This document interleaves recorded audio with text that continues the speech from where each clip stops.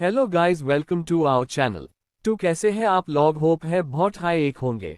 So let's start the story. Chapter 21। विपुल जी का पछतावा, प्रखर का भयानक रूप। तभी विपुल जी बोले, सीखा तुम्हें जय की चिंता करने की जरूरत नहीं है कि वो नियति जैसी हो जाएगी कि नहीं। अगर जय भी सबसे नफरत करे तो भी उसमें हमारी ही गलती होगी। हमने नियति को कभी प्यार नहीं दिया, इसलिए वो हमसे नफरत करती है। जय को भी वो प्यार नहीं मिला जो वो डिजर्व मारता है। वो ऑलरेडी हम सबसे दूर हो गया है। नियति के आने से पहले भी वो हमसे बात नहीं करता था, इसलिए नियति को दोष देना बंद करो। अब आगे। विपुल जी की बात सुनकर सीखा जी ने विपुल जी को देखा और सिर झुका लिया।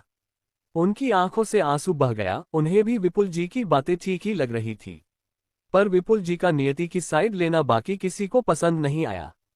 खास करके रूही और नेहा को। दोनों ने गुस्से से मुठ्ठियां कस लिया। अमृत और अर्जित ने कुछ नहीं कहा, पर वो दिल ही दिल में जानते थे कि उनके डैड ने कुछ भी गलत नहीं कहा।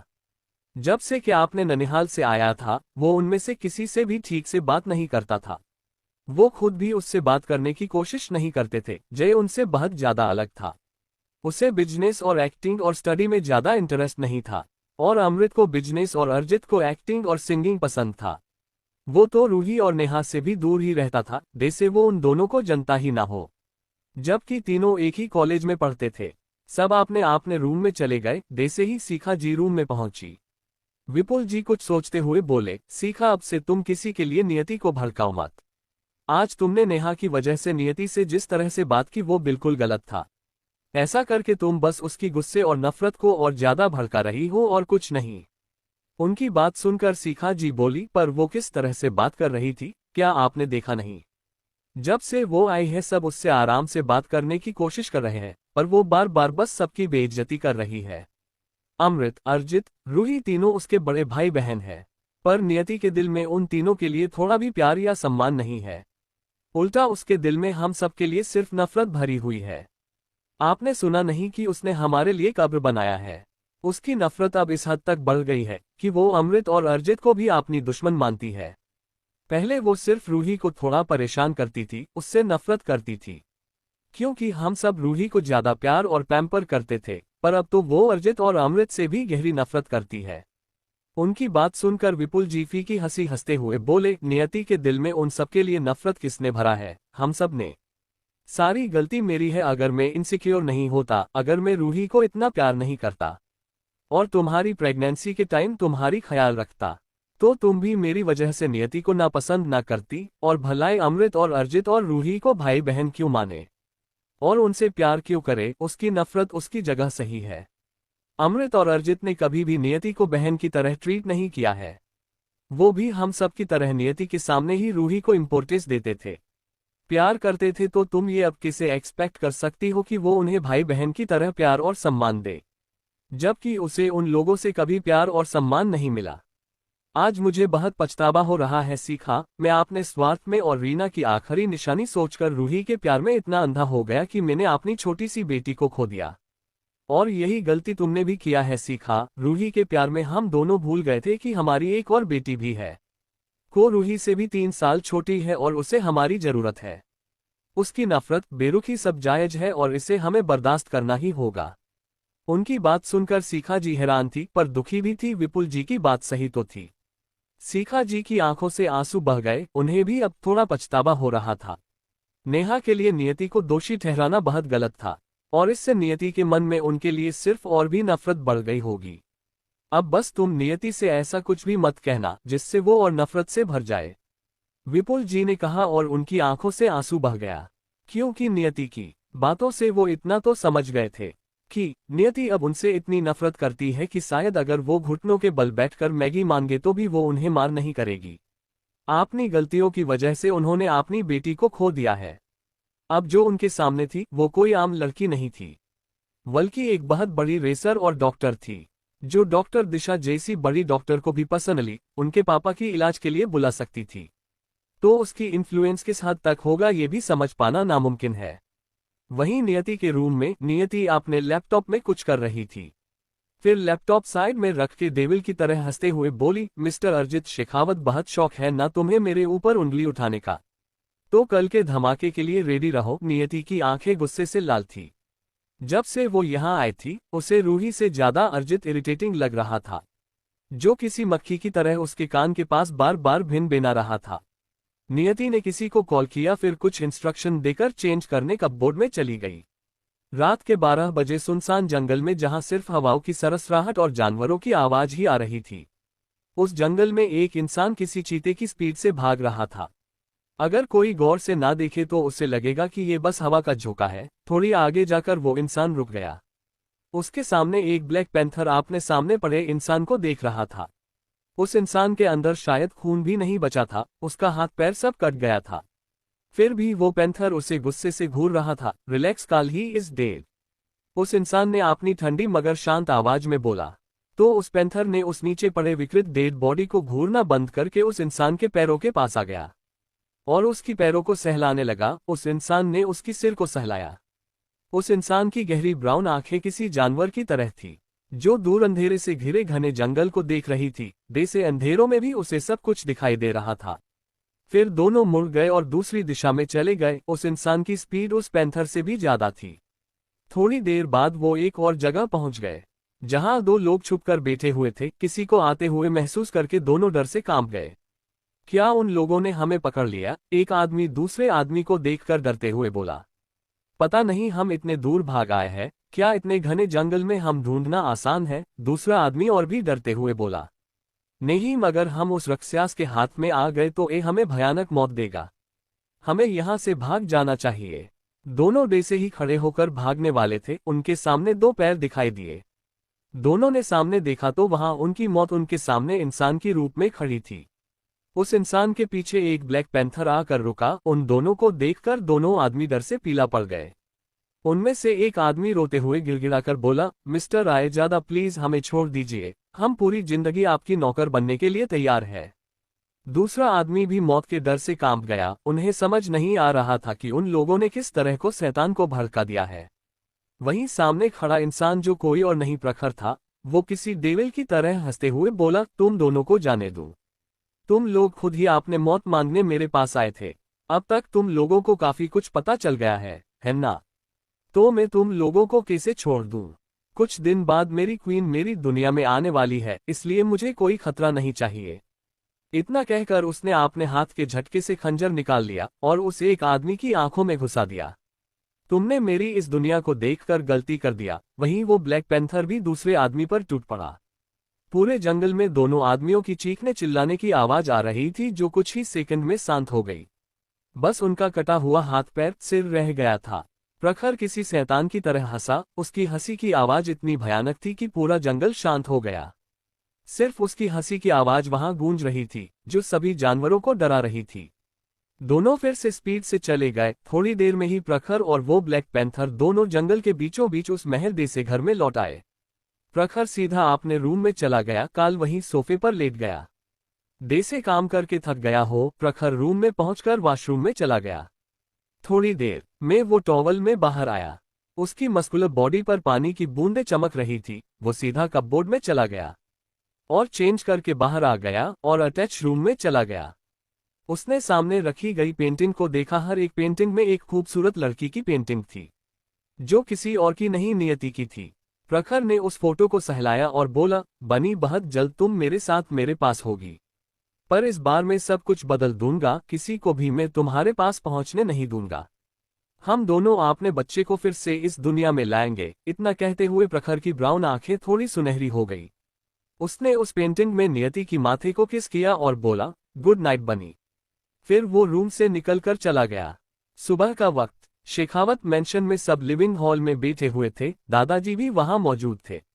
आज नेहा सबसे ज्यादा दुखी थी, क्योंकि उसकी शेयर ट्रांसफर होने वाली थी। दादाजी ने एक दिन भी वेट नहीं किया। उन्होंने ऑलरेडी लॉयर को बुला लिया था। थोड़ी देर में विश्वनाथ जी का लॉयल आदमी वहां आ गया। ना चाहते हुए भी नेहा को ट्रांसफर पेपर पर साइन करनी पड़ी।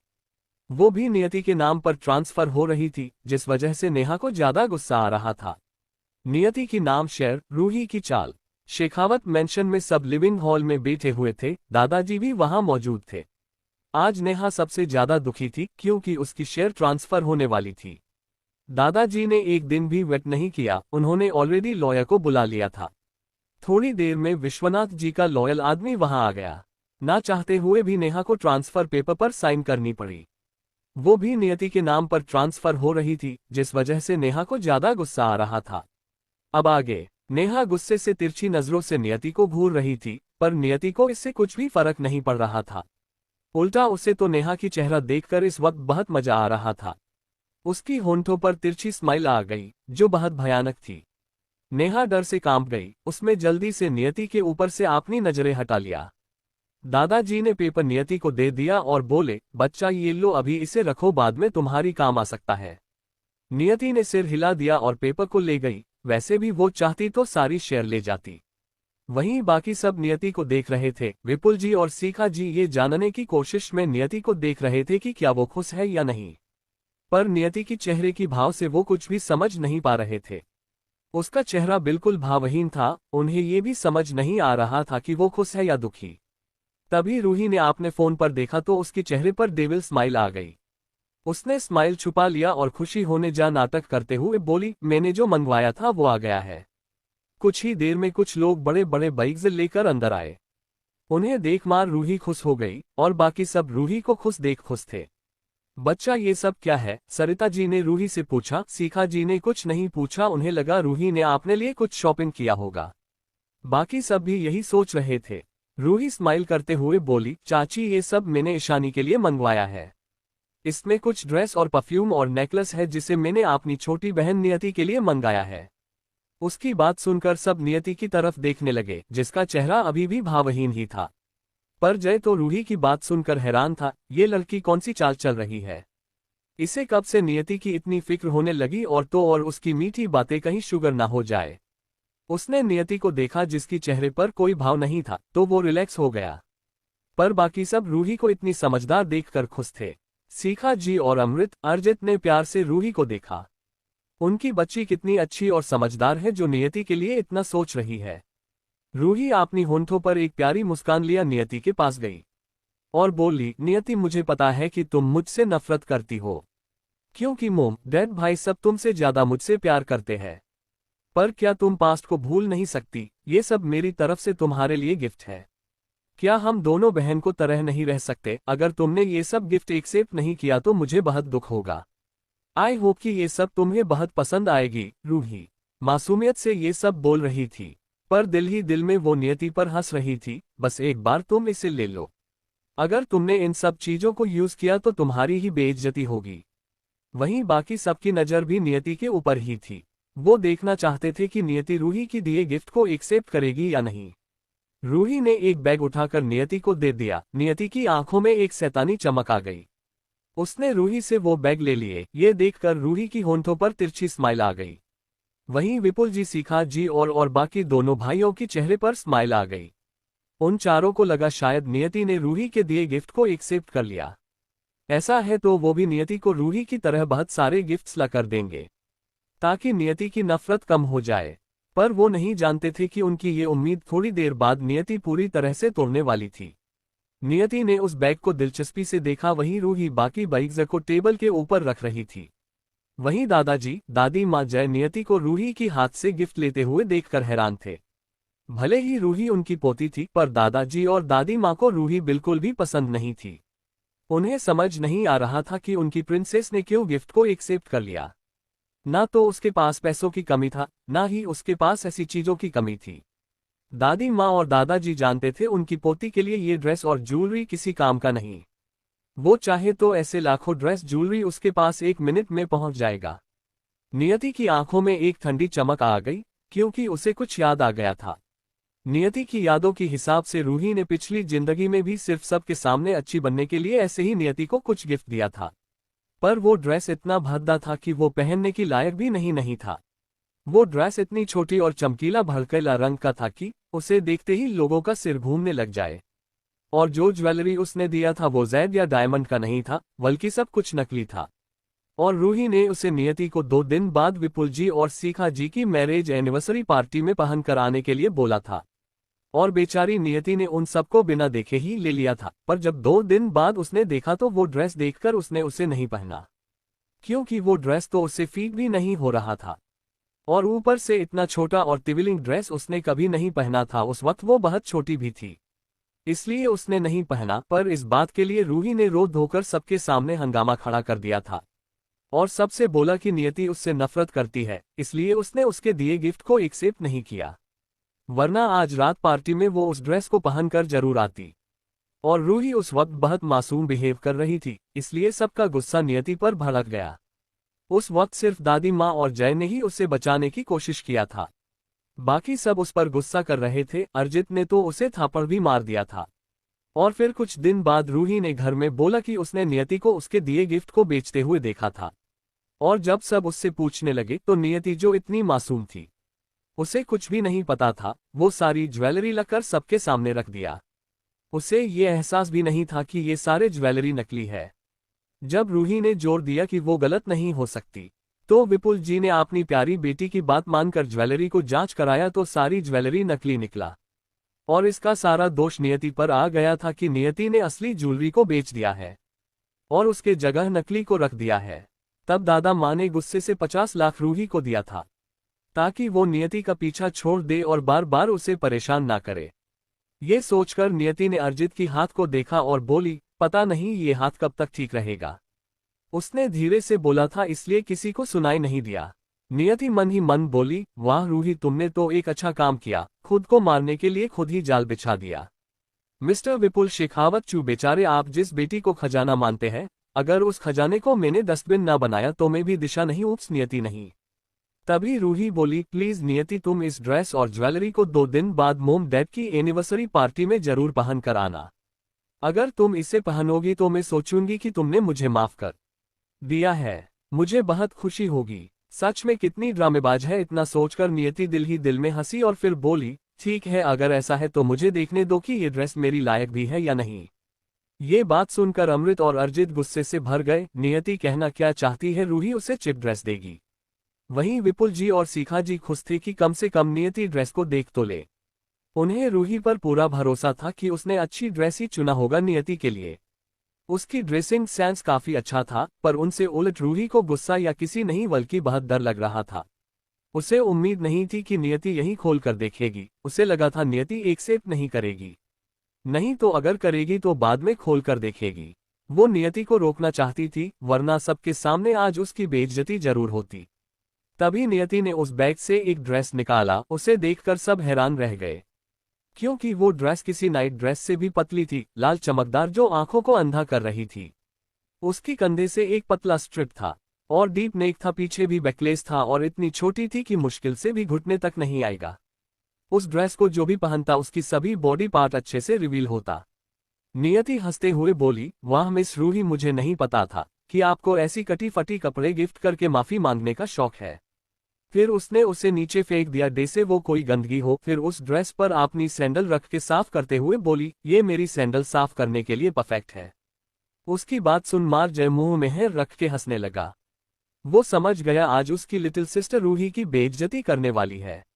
आज रूही की सुबह उसकी बहन से बेइज्जत होकर ही शुरू होने वाली थी। वहीं बाकी सब किसी को समझ नहीं आ रहा था कि क्या कहे। किसी को उम्मीद नहीं थी कि रूही नियति को ऐसी घटिया ड्रेस गिफ्ट करेगी। वहीं रूही का चेहरा पीला पड़ गया। तभी नियति ने बाकी ड्रेस को बहुत निकला। हर एक ड्रेस बहुत ही भद्दा था। उनमें से एक भी डिसेंट ड्रेस नहीं था जिसे कोई अच्छी फैमिली की लड़की पहन सके। ग्रीन, येलो, गुलाबी, उसमें बस वही कॉलर सबसे ज्यादा था और सब छोटे रिवीलिंग थे। नियति ने रूही को देखा, फिर मजाक उड़ाने वाली स्माइल के साथ बोली, मिस रूही, ये सब आपकी चॉइस है। मैं अभी 18 साल की भी नहीं हुई हूँ और कोई मुझे ऐसी ड्रेस गिफ्ट कर रही है, कमाल है। ऐसी सस्ती और भद्दी ड्रेस से तो सिर्फ मेरी जूते ही साफ हो सकती है। पर इतना सारा मुझे नहीं चाहिए था। वैसे जितना मुझे पता है ये सब रेड लाइट एरिया में रहने वाली औरतें पहनती है। क्यों ना आप इन ड्रेस को लेकर उन्हें गिफ्ट में दे दे या खुद ही पहन ले, क्योंकि ऐसी ड्रेस तो मैं भिखारियों को भी दान नहीं कर सकती, वो भी इसे फेंक देंगे। नियति एक तिरछी स्माइल के साथ ये सब रूही को देख करके रही थी। रूही अंदर से डर रही थी। उसने आपने पास बैठी नेहा की हाथ को कसकर पकड़ लिया था। वैसे ये सब तो नकली है, क्योंकि लेमिस ब्रांड का ड्रेस है मेरे पास। आपने इसे किस सस्ती नकली मार्केट से खरीदा है मिस रूही? इतना कहकर नियति हंसने लगी। वहीं अब सबकी नजर रूही की तरफ था। विपुल जी हैरानी से बोले, रूही नियति जो कह रही है क्या वो सच है? क्या ये सब नकली है? और तुमने ऐसी घटिया ड्रेस क्यों मंगवाया है? आपने डैड की सवाल सुनकर रूही डर से भर गई। वो क्या जवाब दे उसे समझ नहीं आ रहा था। चैप्टर 23 नियति का रूही की बेइज्जती करना। वैसे ये सब तो नकली है क्योंकि लेमिस ब्रांड का ड्रेस है मेरे पास। आपने इसे किस सस्ती नकली मार्केट से खरीदा है मिस रूही? इतना कहकर नियति हंसने लगी। वहीं अब सबकी नजर रूही की तरफ था। विपुल जी हैरानी से बोले, रूही नियति जो कह रही है क्या वो सच है? क्या ये सब नकली है? और तुमने ऐसी घटिया ड्रेस क्यों मंगवाया है? आपने डैड की सवाल सुनकर रूही डर से भर गई। वो क्या जवाब दे उसे समझ नहीं आ रहा था। अब आगे। तभी नियति ने उन सभी ड्रेस को नीचे फेंक दिया और बोली, दादी माँ रामू काका को कहिए इसे ले डस्टबिन में फेंक दे। तभी फिर बोली, रुकिए। फिर उस ब्रांड नेम पर पानी डाल दिया तो ऊपर से कागज की परत उतार गया। अब वो ड्रेस जो किसी भी ब्रांड का नहीं लग रहा था, सच में सस्ती मार्केट से उठाई हुई चीजें लग रही थी। फिर उसने उसे नीचे फेंक दिया और तीखी नजरों से रूही को घूरते हुए बोली, सो मिस रूही मुझे नहीं लगा था कि आपकी चॉइस इतनी घटिया है। तो आप ही इसे क्यों नहीं पहन लेती हो और रेड लाइट एरिया में जाकर एक बार धंधा करके देखो। उसकी बात सुनकर रूही गुस्से और नफरत से उसे घूरने लगी। अमृत और अर्जित, नेहा भी उसे गुस्से से घूरने लगी। यहाँ तक कि विपुल जी और सीखा जी, नीरज जी और सरिता जी सब नियति को खा जाने वाली नजरों से घूर रहे थे। अर्जित गुस्से से बोला, तुम्हारी हिम्मत कैसे हुई मेरी प्रिंसेस को इतनी घटिया बात बोलने की? अमृत भी गुस्से से बोला, उसने तुमसे तो कोई घटिया बात नहीं कही। अगर वो गलती से ये ड्रेस ले आई थी तो भी तुम अपनी बहन से ऐसी बातें कैसे कह सकती हो? सीखा जी भी अपनी गुस्से को कंट्रोल नहीं कर पा रही थी। तुम घटिया लड़की, तुमने इतनी घटिया बातें कहाँ से सीखा? तुम सिर्फ 17 साल की हो और अपनी बड़ी बहन को इतनी घटिया बातें बोल रही हो।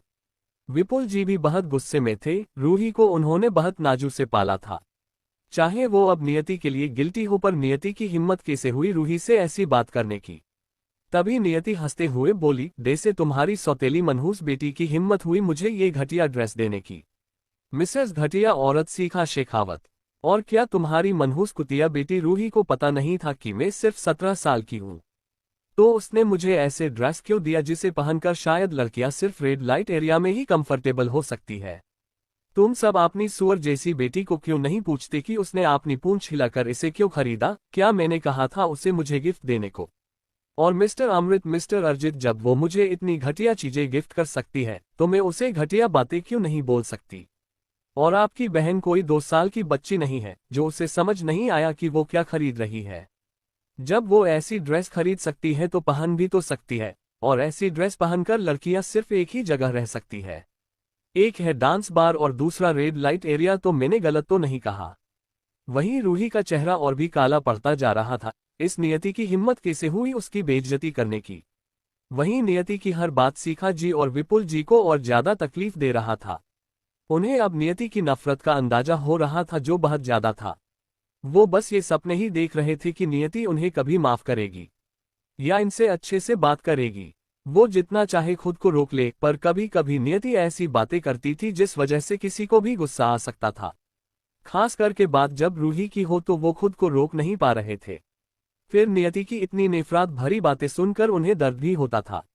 आखिरकार वो भी उनकी ही खून थी, पर उन दोनों ने उसे कभी प्यार और केयर नहीं दिया, जिस वजह से आज वो सबसे इतनी नफरत करने लगी है और वो बार बार वही गलती कर रहे हैं। अगर रूही गलती ना करती और अच्छी ड्रेस लाती तो शायद नियति जो गिफ्ट को एक्सेप्ट किया था उसे रख लेती और ज्यादा गुस्सा नहीं करती, पर रूही ने सब कुछ गड़बड़ कर दिया था। अमृत और अर्जित भले ही चुप हो गए थे, पर उन्हें नियति पर अभी भी गुस्सा आ रहा था। वो उनकी प्रिंसेस के बारे में इतनी खराब बातें कैसे बोल सकती है? नेहा भी गुस्से से नियति को घूर रही थी। फिर मासूम बनते हुए बोली, रूही ऐसी नहीं है। जरूर उससे कोई गलती हो गई है या ड्रेसेज जरूर गलती से चेंज हो गया होगा। तुम रूही को ऐसी बातें कैसे बोल सकती हो? नेहा आपने गुस्से को अंदर दबाते हुए बोली। हाँ, नियति जरूर गलती से ये आ गया होगा, रूही रोते हुए बोली। अब उसे यही रास्ता दिख रहा था, खुद को बचाकर वो नियति को सबके सामने बुरी बना सकती थी। फिर उसके डैड मोम जी नियति को लेकर बुरा फील कर रहे हैं, फिर वो उससे नफरत करने लगेंगे। पर उसे ये नहीं पता था कि अब नियति को अपने सो कॉल्ड माँ बाप से कोई मतलब ही नहीं है। इसलिए तो सच में उसने यहाँ आने से पहले उन दोनों का मजाक उड़ाने के लिए कब्र बना दिया था। जिसके अंदर मरा हुआ कुत्ता और सूअर था, और दोनों कर पर विपुल जी और सीखा जी की बड़ी फोटो और नाम भी बड़े बड़े वार में लिख दिया था। वो कुछ बोलती उससे पहले जय बोली, तुम होती कौन हो हमारे घर के मामले में बोलने वाली? मेरी बहन कुछ भी करे ये उसका और घर वालों का मामला है, और तुम बस एक बाहर वाली हो जिसे दया दिखा ये सब कचरे से उठा कर लेकर आया है पालने के लिए।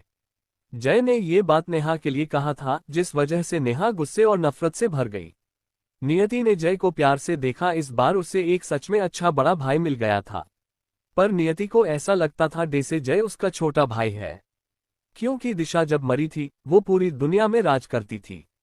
फिर वो रूही की तरफ देखकर बोली, मिस रूही, बार बार तुमसे ही क्यों सभी गलतियां होती है, और तुम्हारे ये माँ बाप भाई बिना जाने दूसरों को दोषी ठहरा देते हैं। क्या बकवास फैमिली ड्रामा है ये सब। ठीक है, मुझे देखना है तुमसे कितनी गलती होती है। इतना कहकर उसने जल्दी से एक बैग से ज्वेलरी 4 सेट निकाला, जो रूही ने उसके लिए मंगवाया था। फिर उसे खोलकर देखने लगी। वहीं रूही मन ही मन बोली, हूँ इस बार ड्रेस देखने की वजह से तुम बच गई, पर क्या तुम इस ज्वेलरी को पहचान सकती हो? अब मैं देखती हूँ कि तुम मेरी चाल से कैसे बच सकती हो। तभी नियति ने एक नेकलेस उठाया जो दूर से देखने में डायमंड का लग रहा था, पर नियति एक बार देखने से ही पहचान सकती थी कि ये ब्रांड और डायमंड असली नहीं नकली है, ये बस स्टोन के टुकड़े हैं। नियति फिर मजाक उड़ाने वाली स्माइल करते हुए बोली, क्या बात है, तुम हर बार कैसे गलती कर लेती हो मनहूस लड़की। तुम सच में एक मनहूस हो। देखो तो तुमने ये ज्वेलरी भी नकली लिया है। अब ये मत कहना कि तुमने इस पर लाखों खर्चा लिया है। तुम कहना क्या चाहती हो, मैंने तुम्हें नकली ज्वेलरी गिफ्ट दिया है? रूही हकलाते हुए बोली। डर से वो पीला पड़ गई थी। उसे डर लग रहा था कि कहीं नियति को ये तो पता नहीं चल गया कि ये सब ज्वेलरी नकली है। इसकी आंखें इतनी तेज कैसे हो सकती है कि ये असली नकली में फर्क कर ले। ज्वेलर्स को भी असली नकली फर्क करने में कुछ टाइम लगता, पर नियति सबसे अलग थी। बाकी सब भी नियति को देखने लगे। नियति की बातें उन्हें समझ नहीं आ रही थी कि उसकी कहने का मतलब क्या है। तभी नियति ने उस ज्वेलरी को सबके सामने नीचे फेंक दिया और उसके ऊपर सैंडल रख दिया। फिर जो हुआ उससे सब हैरान हो गए, क्योंकि पूरा ज्वेलरी की जो नट थी वो थोड़ा खुल गई और कुछ स्टोन बाहर निकलकर नियति की सैंडल की नोक के नीचे टूट गए। क्योंकि वो सब स्टोन ही था, नियति ने बाकी सभी ज्वेलरी के साथ भी वही किया, तो सभी सेट नकली निकला। ये देखकर सब फिर से रूही को देखने लगे। रूही, ये सब क्या है? पहले ड्रेस नकली था तो हमने मान लिया कि गलती था, पर ये सभी ज्वेलरी भी कैसे नकली निकला? विपुल जी की आंखें अब रूही पर सख्त हो गई थी। ये देखकर रूही डर गई। वो सबके सामने अपना गुनाह कैसे मान सकती थी? इसलिए वो रोते हुए बोली, सॉरी डैड, मुझे नहीं पता था ये सब नकली होगा। मैंने तो ये सब वेबसाइट से मंगवाया था। आप सबके सामने ही तो डिलीवर करके गए थे। लगता है मेरे साथ फ्रॉड हुआ है। ओहो रियली, तुम्हारी आंखें इतनी कमजोर है कि टू असली और नकली वेबसाइट में फर्क नहीं कर सकती। तो ठीक है, मुझे इस परफ्यूम को पहले तुम पर अप्लाई करके देखने दो। इतना कहकर उसने परफ्यूम निकाला तो रूही डर से भर गई, क्योंकि ये परफ्यूम कोई नॉर्मल परफ्यूम नहीं था, बल्कि एक ऐसा परफ्यूम था जिसे लगाने से किसी को भी 2 सेकंड में एलर्जी हो डालती थी। जिस जगह ये परफ्यूम लगेगा वहां लाल लाल रैशेस हो जाएंगे। नियति ने एक डेविल स्माइल करके रूही के हाथ को पकड़कर परफ्यूम यहां वहां स्प्रे कर दिया। रूही चाहकर भी नियति से हाथ छुड़ा नहीं पा रही थी। नियति, छोड़ो मेरा हाथ, तुम मेरे साथ ऐसे बिहेव क्यों कर रही हो? रूही रोने लगी थी। नियति, अगर रूही का परफ्यूम लगाने का मन नहीं तो तुम जबरदस्ती क्यों लगा रही हो? अर्जित नियति के हाथ को दूर करते हुए बोला। उसे डर था कि कहीं बाकी सभी चीजों की तरह कहीं परफ्यूम भी नकली ना निकल जाए, और इस वजह से कहीं उसकी प्यारी प्रिंस को कोई प्रॉब्लम ना हो। तभी रूही दर्द से चिल्लाने लगी। नियति ने उसकी हाथ को छोड़ दिया था। फिर भी परफ्यूम लगने की वजह से रूही को जलन और इचिंग होने लगी थी अपने हाथ पर। सब रूही को रोते चिल्लाते देख घबरा गए। सब उसके पास आ गए। सबने देखा तो रूही की हाथ पर जहां नियति ने परफ्यूम स्प्रे किया था वहां लाल निशान उभर आए थे। ये देखकर सब डर गए। अर्जित गुस्से से नियति को देखते हुए बोला, नियति, ये सब तुमने जानबूझकर किया ना, ताकि तुम रूही से बदला ले सको, उसे परेशान करके दर्द दे सको। उसकी बेस्ट सुनकर नियति एक डेविल स्माइल करके बोली, कमाल है मिस्टर अर्जित, ये परफ्यूम आपकी बहन ही तो लाई थी। मैंने तो बस उस पर ट्राई किया था, आप मुझ पर ऐसे इल्जाम कैसे लगा सकते हो? दादाजी और दादी माँ कहाँ चुप बैठने वाले थे, वो भी बोले, ये सब रूही की गलती है, हमारी बच्ची की नहीं। हमारी बच्ची से सवाल करना बंद करो और अपनी बहन को संभालो। हाँ दादी माँ, दादाजी सही कह रहे हैं, रूही ने खुद ये परफ्यूम नियति को दिया था। अगर मेरी लिटिल सिस्टर इस घटिया परफ्यूम को अप्लाई करती तो क्या होता, किसी ने सोचा है? सबको इस मेढक की चिंता है और तुम बेकार में मेरी बहन पर दोष दे रहे हो। उसने अच्छा किया इस पर पहले ट्राई करके, जय मुंह बनाकर बोला। चैप्टर 24 नियति की एक और आइडेंटिटी। दादाजी और दादी माँ कहाँ चुप बैठने वाले थे, वो भी बोले, ये सब रूही की गलती है, हमारी बच्ची की नहीं। हमारी बच्ची से सवाल करना बंद करो और अपनी बहन को संभालो। हाँ दादी माँ, दादाजी सही कह रहे हैं, रूही ने खुद ये परफ्यूम नियति को दिया था। अगर मेरी लिटिल सिस्टर इस घटिया परफ्यूम को अप्लाई करती तो क्या होता, किसी ने सोचा है? सबको इस मेढक की चिंता है और तुम बेकार में मेरी बहन पर दोष दे रहे हो। उसने अच्छा किया इस पर पहले ट्राई करके, जय मुंह बनाकर बोला। अब आगे उन तीनों को बात सुनकर अर्जित चुप हो गया, बाकी सब भी कुछ नहीं बोले। डैड, मोम भाई, मेरे हाथ में बहुत जलन हो रही है, कहीं ये निशान तो नहीं रह जाएंगे ना? रूही रोते हुए बोली, उसे अपनी खूबसूरती बहुत प्यारी थी। वो कभी भी आपने हाथ पर इस दाग को बर्दाश्त नहीं कर सकती थी। उसे नियति पर गुस्सा आ रहा था, उसकी नफरत नियति के लिए और भी बढ़ गई थी। उसे पता था जरूर नियति ने ये सब कुछ जानबूझकर किया होगा। वो नियति को सबक सिखाना चाहती थी, पर उसे इतनी इचिंग हो रही थी कि वो खुद को संभाल नहीं पा रही थी।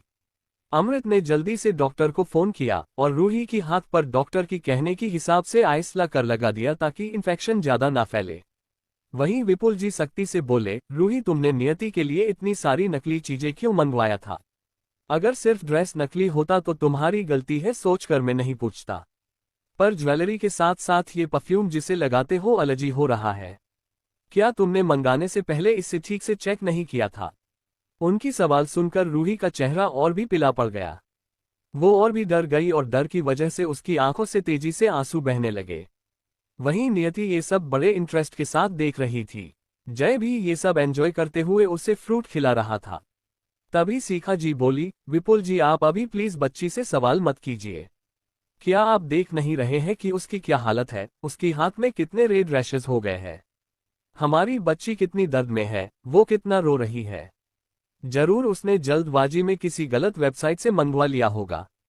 रूही भी रोते हुए बोली, हाँ डैड, मोम सही कह रही है, शायद मैंने फेक वेबसाइट से गलती से चीजें मंगवा दिया है। आपको पता है ना, मैं कभी भी जानबूझकर अपनी बहन के नुकसान नहीं पहुंचाऊंगी। रूही की बातें बहुत सिंसियर लग रही थी, कोई भी उसकी बातें सुन बार सच मान लेता। अमृत और अर्जित ने रूही को धीरे से गले लगा लिया और बोले, हमें तुम पर भरोसा है बच्चा, तुम इतना डरो मत। डैड तो बस जानने के लिए पूछ रहे हैं कि ये कौन सी फेक वेबसाइट है। हमें उन पर कुछ एक्शन लेने की जरूरत है जो ऐसा काम करते हैं। तभी नियति हंसते हुए बोली, वाह मिस रूही, आपने लेमीज की फेक वेबसाइट से इतना सब फेक चीजें खरीद लिया। उन्हें भी तो पता चलना चाहिए ना कि कोई उनकी नाम का गलत यूज कर रहे हैं। और मिसेस सीखा शेखावत, क्या कहा आपने? आपकी बेटी से गलती हो गई है और उसे दर्द हो रहा है। और मुझे अच्छे से पता है, अगर रूही की दी हुई परफ्यूम में यूज कर लेती तो भी आप यही कहती कि आपकी घटिया सौतेली बेटी से गलती हो गई है। वाह, इसका मतलब चित भी मेरी पट भी मेरी। आपने कैसे संस्कार दिया है अपनी सौतेली बेटी को, जिसे अपनी गलती सुधारना नहीं आता है। वो इतनी बेवकूफ तो है नहीं कि उसे नकली और असली वेबसाइट के बीच फर्क ही नजर ना आए। अगर वो इतनी ही बेवकूफ है तो मिस्टर विपुल शेखावत ने उसके नाम 10% शेयर क्यों किया है? ताकि आपकी बेटी नकली चीजों पर पैसा उड़ा सके। फिर विपुल जी और सीखा जी को देखकर डेविल स्माइल करते हुए बोली, आपको ऐसा नहीं लगता है कि आपकी ये मनहूस कचरा बेटी सिर्फ कचरे खरीदने में पैसा बर्बाद कर रही है? नियति, तुम कहना क्या चाहती हो? रूही की उस शेयर पर हक है, उसे उसकी हक की चीजें ही मिला है, अगर वो पैसा खर्च कर देगी तो क्या प्रॉब्लम है? सीखा जी चिढ़ते हुए बोली। अर्जित भी बोला, हाँ वो इस घर की बेटी है, उसका हमारे पैसों पर हक है, तुम कहने वाली होती क्यों हो? ओह शट अप बेवकूफ इंसान। अर्जित शेखावत, तुम पहले अपनी करियर संभालो, क्या पता तुम सीधा आसमान से धरती पर गिरो। नियति मजाक उड़ाते हुए बोली। फिर हंसते हुए बोली, शेयर रूही के नाम है क्या हुआ? वो कंपनी अभी भी मेरे दादाजी का है। मैं नहीं चाहती हूं कि इस मनहूस की वजह से मेरे दादाजी की मेहनत से बनाई कंपनी बर्बाद हो जाए। और तुम्हें मुझे नहीं पर लीमिस ब्रांड के लोगों को जवाब देना चाहिए, ताकि वो उन फेक फ्रॉड कंपनी के खिलाफ एक्शन ले सके। नियति की बातें रूही को डरा रही थी, क्योंकि सच तो ये था कि उसने जानबूझकर बेकार ब्रांड से कपड़े खरीदकर नियति को दिया था। और उसने बहुत पैसे दिए थे इन नकली चीजों को असली जैसा बनाने के लिए। वो उन सबको क्या जवाब देगी उसे कुछ भी समझ में नहीं आ रहा था। नियति ने ऑलरेडी अपने ब्रांड के इंचार्ज को कॉल कर दिया था। जैसे ही उधर से किसी ने कॉल उठाया, एक इंसान की आवाज आई, हेलो बॉस, मैं तुम्हें एड्रेस दे रही हूँ, यहाँ लेमिस ब्रांड के लोगों को भेजो। कोई ब्रांड है जिसने लेमिस ब्रांड की फेक वेबसाइट बनाया है, उस पर केस और डेफिनेशन फाइल करो। इतना कहकर उसने फोन रख दिया। तभी अमृत बोला, नियति क्या तुम्हारे पास लेमिस ब्रांड की इंचार्ज पसंद का नंबर है, जो तुमने इतनी जल्दी कॉल करके कंप्लेंट कर दिया। नियति कुछ नहीं बोली, उसे अब इन सब बेवकूफ लोगों से बात करने का कोई मन नहीं था। तभी जय बोला, लिटिल सिस्टर क्या सच में तुम्हारे पास उनकी कांटेक्ट है? मैंने पहले उनकी मैनेजर से कांटेक्ट करके आपने लिए एक ट्रैकिंग सूट और शूज बनाने के लिए कहा था। मैं चाहते था उनकी सबसे अच्छी डिजाइनर और फाउंडर क्वीन लेमी मेरे लिए एक डिजाइन कर दे, पर उन लोगों ने मुझे मना कर दिया। तभी दादी माँ बोली, क्योंकि उस वक्त तुम्हारी बहन की इंडिया के बाहर कुछ काम था, इसलिए तो मैंने तुम्हें कहा था अभी थोड़े दिन रुक जाओ, उसके बाद कांटेक्ट करना। उनकी बात सुनकर सब कंफ्यूज हो गए। जय के साथ साथ सभी घरवाले भी कंफ्यूजन से अपनी दादी माँ को देखने लगे कि दादी माँ करना क्या चाहती है। जय की ड्रेस रेडी होने ना होने से नियति की इंडिया के बाहर रहने का क्या लेना देना है? दादी माँ आप कहना क्या चाहती हो? मेरी लिटिल सिस्टर की देश से बाहर रहने से मेरी सूट डिजाइन का क्या लेना देना? दादी माँ हंसते हुए बोली, बेवकूफ, तुम्हारी बहन ही तो लेमिस की फाउंडर और दुनिया की बेस्ट डिजाइनर क्वीन लेमी है। दादाजी ने भी सिर हिला दिया और घमंड से बोले, जय तुम्हें नहीं पता, पर जब मैं कोमा से बाहर आया था, मुझे अपनी प्यारी बच्ची के बारे कुछ बातें तुम्हारी दादी माँ ने बता दिया था। अगर तुम्हें उस ब्रांड से कुछ भी चाहिए तो तुम्हें उसकी स्पोक या इंचार्ज पसंद से कांटेक्ट करने की जरूरत नहीं है। तुम डायरेक्ट अपनी बहन को बोल दो, वो तुम्हारे लिए बना देगी। दादाजी दादी माँ की बात वहां बैठे सबके ऊपर किसी बम की तरह गिरी थी। जय हैरान और एक्साइटेड होकर अपनी प्यारी बहन को देख रहा था। जय को कुछ पल लगा होश में आने में, फिर वो एक्साइटेड होकर बोला, लिटिल सिस्टर क्या तुम सच में क्वीन लेमी हो, जिसे पूरे दुनिया में लोग डिजाइनर की क्वीन कहते हैं? नियति को अब झूठ बोलकर भी क्या मिलता, वो जानती थी उसकी दादी माँ और दादाजी बहुत घमंड से बोल रहे थे। अगर वो सच छुपाने के लिए मना करती तो उन्हें अच्छा नहीं लगेगा, इसलिए उसने हाँ में सिर हिला दिया और बोली, मैं सच में उस वक्त एक इंटरनेशनल रेस के लिए बाहर गई थी। दादी माँ ने मुझे तब बताया था कि आपको एक मेरी बनाई डिजाइन ट्रैकिंग सूट और शूज चाहिए। मैं यहाँ आने के बाद आपके लिए बनाने के बारे में सोच रही थी। अब आपको जो जैसा चाहिए मुझे बता देना, आपको किसी और से बात करने की जरूरत नहीं है। जय ने हाँ में सिर हिला दिया और नियति को साइड से गले लगा लिया। आई नो कि तुम मेरी बेस्ट लिटिल सिस्टर हो, तुमसे अच्छी तो कोई हो ही नहीं सकती। मुझे अब तुम्हें परेशान करना होगा अपनी सूट और शूज के लिए, और मेरे लिए एक रेसिंग सूट भी चाहिए, हम दोनों फिर रेस में जाएंगे। जय ये सब बहुत खुश होकर और लगभग मन ही मन नाचते हुए कह रहा था। वहीं बाकी सब सदमे में थे। दुनिया की सबसे बड़ी रेसर निया, जिन्हें लोग रेसिंग की गोडेस कहते थे, वो भी नियति थी। और अब जिसे डिजाइन वर्ल्ड में सब एडमायर करते हैं और देवी मानते हैं, वो भी नियति ही निकली। ऐसा कैसे हो सकता है? नियति जो अभी 18 साल की भी नहीं हुई है, उसकी इतनी सारी आइडेंटिटी कैसे हो सकती है?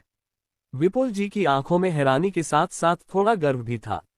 नियति ने इतनी कम उम्र में इतनी ऊंचाइयां हासिल कर लिया था, लगभग कोई भी उसके मुकाबले में नहीं था। उसने इतने कम उम्र में अपना खुद का ब्रांड एस्टेब्लिश कर लिया था, पर अपनी गलतियों की वजह से वो अपनी बेटी को खो चुके थे। अमृत और अर्जित नियति को सदमे में देख रहे थे। उन्हें लगा था नियति पैसा और शेयर के पीछे है, पर उसके पास जब इतनी बड़ी ब्रांड है जिसकी टर्नओवर करोड़ों में है, तो भला उसे 10% शेयर से क्या ही मिल सकता है? उसकी टर्नओवर के आगे तो ये 10% का टर्नओवर पैसा कुछ भी नहीं है। रूही का चेहरा पीला पड़ गया था, वो आइस को जोर से दबा रही थी, जैसे उस टुकड़े को तोड़ देना चाहती हो। वहीं नेहा हैरानी और सदमे ने नियति को देख रही थी। अब तो उसे नियति से थोड़ा डर लग रहा था, क्योंकि नियति की आम लड़की नहीं थी, वो एक शैतान थी। अगर उसने उससे इसको सेटल किया तो कोई भी उसे बचाने की कोशिश नहीं करने वाला था। जय पर नियति को इतना प्यार लुटाते देख अमृत और अर्जित को थोड़ी जलन हो रही थी। इतनी स्ट्रोंग और कैपेबल लड़की के साथ जय बच्चे जैसा बिहेव करता था, और नियति भी जय की हर ख्वाहिश को पूरा कर रही थी। नीरज जी और सरिता जी ने अपने बेटे को देखा। जय कभी उनकी बात नहीं मानता था, उसे बिजनेस में कोई इंटरेस्ट नहीं था, इसलिए वो दोनों हमेशा उस पर गुस्सा रहते थे। उसे स्पोर्ट्स कार सूट जो भी चाहिए जय उन्हें नहीं मांगता था, क्योंकि उसे पता था कि ये लोग उसे कभी नहीं लाकर देंगे। और अब नियति उसकी वो सभी ख्वाहिश को पूरा कर रही है जो उसे चाहिए था। ये देखकर उन दोनों को थोड़ा बुरा लग रहा था। वो माँ बाप है फिर कैसे अपने बेटे को समझ नहीं पाए। चैप्टर 25 नियति को तीखी बातें। मैंने खुद लड़की पसंद किया है। नीरज जी और सरिता जी ने अपने बेटे को देखा। जय कभी उनकी बात नहीं मानता था। उसे बिजनेस में कोई इंटरेस्ट नहीं था, इसलिए वो दोनों हमेशा उस पर गुस्सा रहते थे। उसे स्पोर्ट्स कार सूट जो भी चाहिए जय उन्हें नहीं मांगता था, क्योंकि उसे पता था कि ये लोग उसे कभी नहीं लाकर देंगे। और अब नियति उसकी वो सभी ख्वाहिश को पूरा कर रही है जो उसे चाहिए था। ये देखकर उन दोनों को थोड़ा बुरा लग रहा था। वो माँ बाप है फिर कैसे अपने बेटे को समझ नहीं पाए। अब आगे, पर अभी वो कुछ नहीं बोल पा रहे थे। उन दोनों ने जय को हमेशा इग्नोर किया था, पर लगता है नियति की वजह से उनका बेटा फिर से खुशी से जीना सीख रहा है। अब वो उसके खुशियों के बीच नहीं आने वाले थे। अगर जय को बिजनेस पसंद नहीं है तो अब से वो उसे ज्यादा फोर्स नहीं करेंगे। वहीं बाकी सब भी जय और नियति की बॉन्डिंग को देख रहे थे। क्या अगर वो भी नियति को जय की तरह ट्रीट करते तो नियति उनसे भी थोड़ा प्यार से बात करती। रूही ने सब देखा कि कैसे सब नियति को ही हैरानी और प्रशंसा भरी नजरों से देख रहे हैं, तो उसे बहुत गुस्सा आ रहा था। उसने जानबूझकर चिल्लाकर रोना शुरू कर दिया। डैड, मोम भाई, मेरे हाथ में बहुत दर्द हो रहा है, ये बहुत ज्यादा जल रहा है। रूही की चीखने से सबका ध्यान अब रूही पर गया। उसकी हाथ में और भी ज्यादा लाल रैशेस हो गए थे। तभी सीखा जी को कुछ याद आ गया। वो नियति को देखकर बोली, नियति क्या तुम रूही को चेक कर सकती हो? उसकी हाथ में जो हो रहा है उसके लिए कुछ कर सकती हो? तुम भी तो डॉक्टर हो ना। सीखा जी को याद आ गया था कि उनकी सास ने कहा था कि नियति एक डॉक्टर है। ऐसे भी ऑलरेडी वो नियति की दो इतनी बड़ी आइडेंटिटी जानकर सदमे में थे। एक और जानकर कुछ ज्यादा नहीं होगा, वो इसे बर्दाश्त कर सकते थे। और अब तक डॉक्टर भी नहीं आए थे, तो रूही को दर्द में देखना उन्हें थोड़ा बुरा लग रहा था। बाकी सब भी आज से नियति को देखने लगे। विपुल जी जानते थे कि नियति कभी भी उनके घर में दादा दादी और जय के अलावा किसी की हेल्प नहीं करेगी, इसलिए उन्होंने सिर हिला दिया। ये सब कुछ उनकी गलती थी। वो ही है जिसकी वजह से ये सब हुआ है। अगर वो नियति को भी रूही की कितना प्यार देते और कभी भी खुद को उससे दूर नहीं करते तो आज नियति ऐसी नहीं होती। उसकी आंखें इतनी ठंड और बेजान नहीं होती। वो भी दूसरे बच्चों की तरह खुशी खुशी बात करती, एंजॉय करती। उन्हें बहुत अफसोस और पछतावा था कि आज उन्होंने नियति को एक अंत तक धकेल दिया है, जहां वो ऐस बड़ी बन गई है और सब कुछ अचीव करते करते वो इतनी कोल्ड हो गई है। ये सब नाम, फेम, पैसा, गोल अचीव करने के लिए नियति ने क्या क्या सह होगा, कितनी कड़ी ट्रेनिंग किया होगा, सोचकर विपुल जी का दिल दुख रहा था। उनकी एक बेटी रूही यहाँ उनकी प्रोटेक्शन और सबकी प्यार पाकर किसी प्रिंसेस की तरह पली बढ़ी, पर उनकी छोटी मासूम बेटी क्या क्या सहकर बड़ी हुई जो वो इतनी स्ट्रोंग और नफरत से भरी हुई है। वो इतने स्वार्थी कैसे हो गए कि एक बेटी के प्यार में वो दूसरी बेटी की खुशी को भूल गए। तभी नियति की ठंडी आवाज से वो होश में आए। मैंने मेडिसिन इसलिए नहीं पढ़ा है ताकि मैं आपकी मनहूस झूठी बेटी का इलाज कर सकूं। आपको डॉक्टर की आने का इंतजार करना चाहिए। आप सच में काफी हिम्मती है मिसेस शेखावत। क्या आपको डर नहीं है कि मैं आपकी बेटी को गलत मेडिसिन दे दूंगी या उसकी हाथ को काट दूंगी? वैसे भी मैंने अपनी नफरत और घिन को आप सबसे छुपाया तो नहीं है। मुझे आप सबसे नफरत है, फिर भी आप चाहती है कि मैं आपकी इस ड्रामेबाज बेटी की इलाज करूं। नियति की होंठों पर एक जहरीली स्माइल थी, मानो वो अभी सच में रूही की हाथ को काट कर फेंक देगी। ठीक है, इतना कहकर वो रूही की हाथ की तरफ लपकी। ये देखकर रूही डर से भर गई और आपने हाथ को पीछे कर दिया। नहीं, तुम्हें मेरी इलाज करने की जरूरत नहीं है। डॉक्टर के आने तक मैं वेट कर सकती हूँ। सी मिसेस शेखावत, आपकी बेटी बिल्कुल ठीक है, वो आराम से इसे और कुछ देर एंजॉय कर सकती है। आप खामोखा अपनी मनहूस सौतेली बेटी के लिए फिक्र कर रही है। ये कहकर नियति ने जय के कंधे पर सिर रख दिया और बोली, भाई मुझे इन सब के साथ बहस करके अपना दिमाग और नहीं खर्च करना है। अब से अगर इन लोगों ने कुछ कहा तो आप मोर्चा संभाल लेना।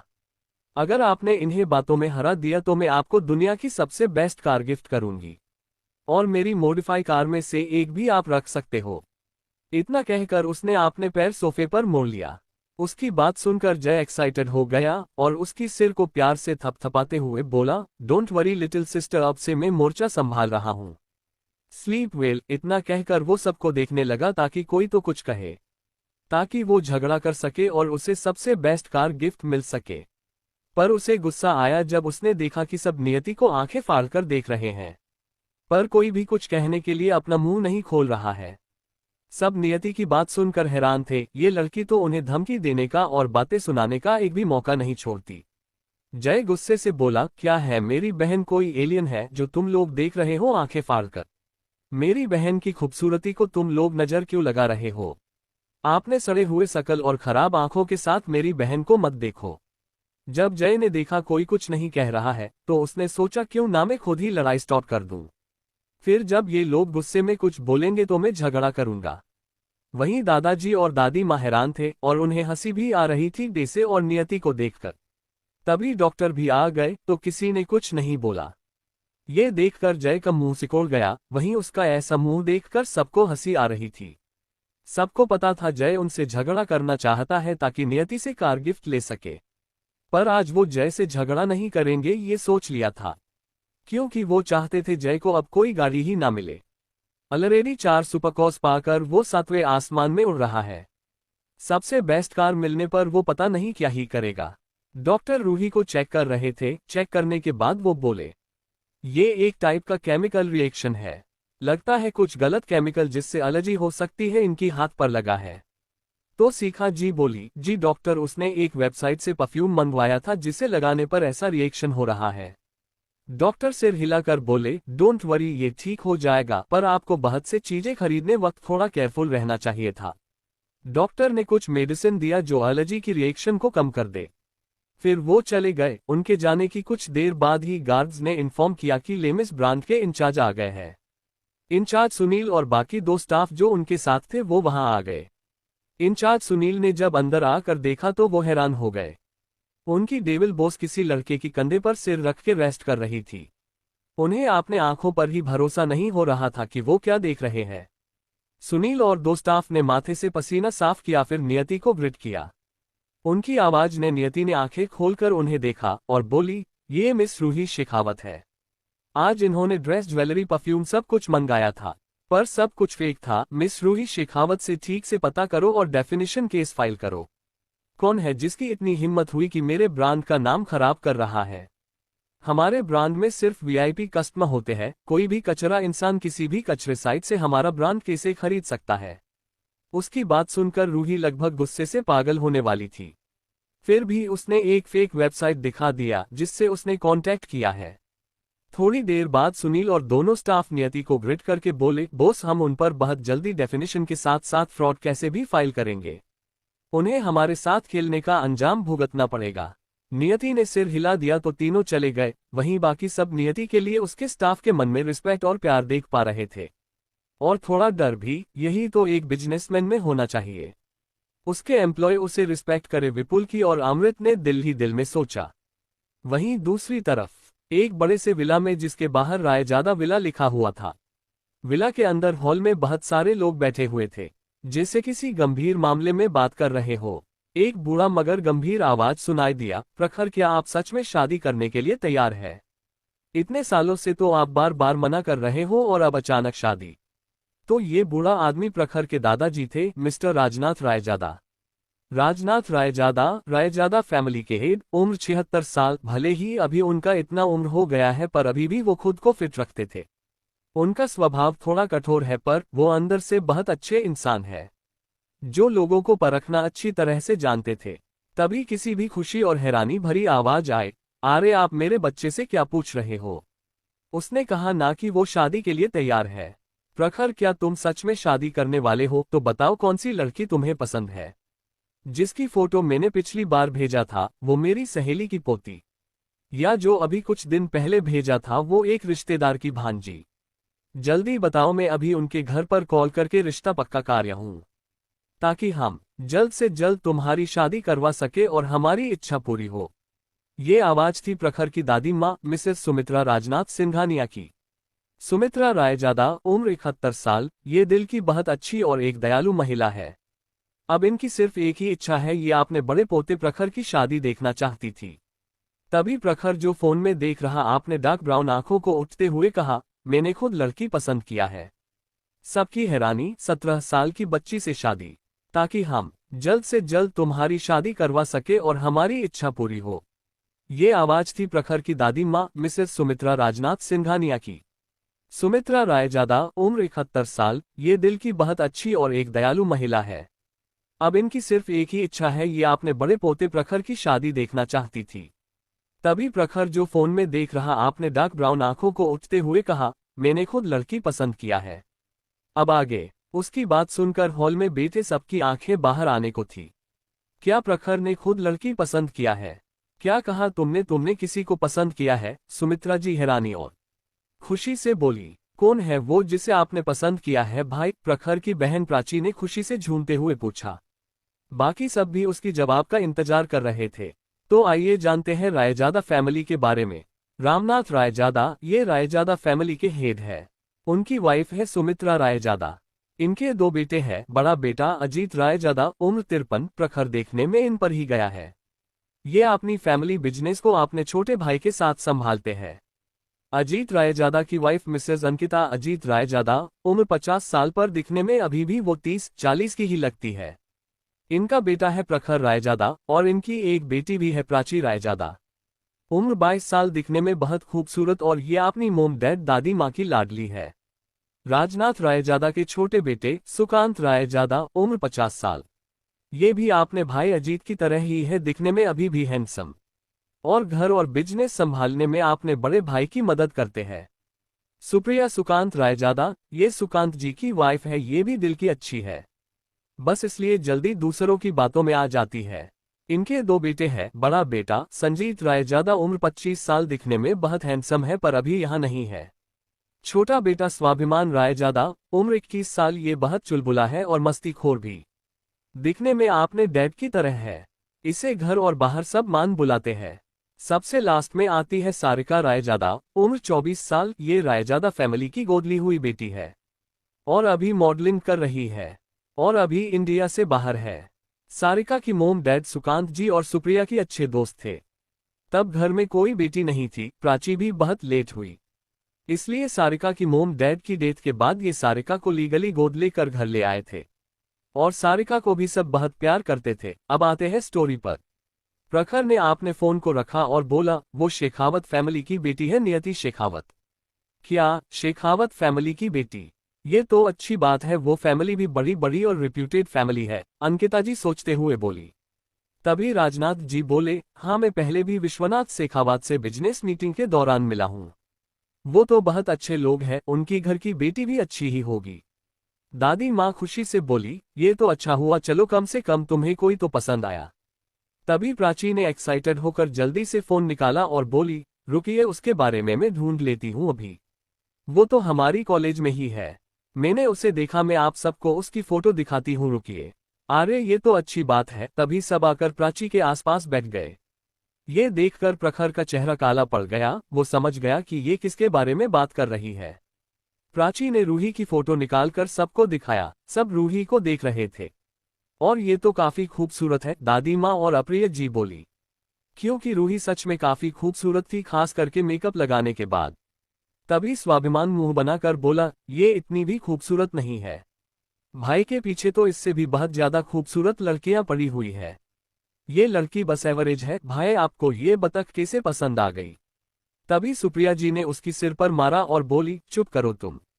जो भी हो, ये लड़की तुम्हारे भाई को पसंद है, जल्दी ये तुम्हारी भाभी बनने वाली है, इसलिए इसे रिस्पेक्ट देकर बात करो। उनकी बात सुनकर स्वाभिमान चिढ़ते हुए बोला, मोम आप मुझे क्यों मार रही हो?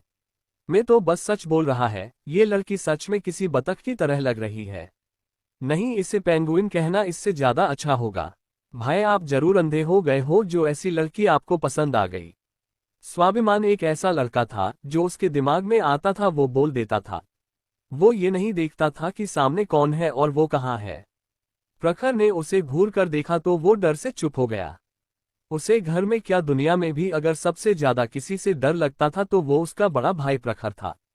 प्रखर की आग उगलती आंखें ही उसे डराने के लिए काफी होती थी। फिर प्रखर बाकी सबको देखकर बिना भाव के बोला, जो मुझे पसंद है वो नियति शेखावत है, ये लड़की नहीं। ये कौन है? क्या उनके घर की कोई और बेटी है? प्राची ने सोचते हुए कहा, क्योंकि उसे तो नियति शेखावत नाम की कोई याद नहीं थी जो उनकी कॉलेज में हो, वो सबसे छोटी बेटी है, वो अभी स्कूल में है। प्रखर ने फोन घुमाते हुए कहा। उसकी बात सुनकर सबको खांसी आ गई। बेटा तुम ये क्या कह रहे हो, एक स्कूल जाने वाली बच्ची से तुम्हें प्यार है? अरे लगता है वो टीचर है, स्टूडेंट नहीं। तो ठीक है, हम कल ही बात करके शेखावत फैमिली में जाएंगे तुम्हारा प्रपोजल लेकर, दादी माँ बोली।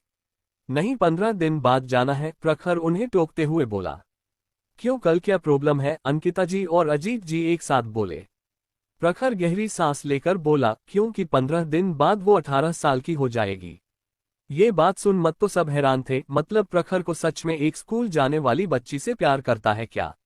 अंकिता जी को तो खांसी आ गई। वो प्रखर को देखकर बोली, प्रखर तुम्हें हुआ क्या है, तुम विकृत कैसे हो गए? तुम एक बच्ची से कैसे शादी कर सकते हो जो अभी 18 साल की भी नहीं हुई है? दादी माँ भी बोली, तुम सच में ठीक तो हो ना? तुम 29 साल के होने वाले हो और तुम्हें एक 17-18 साल की लड़की से शादी करनी है। अगर तुमने शादी करनी है तो मेरे पास कई लड़कियों का ऑप्शन है।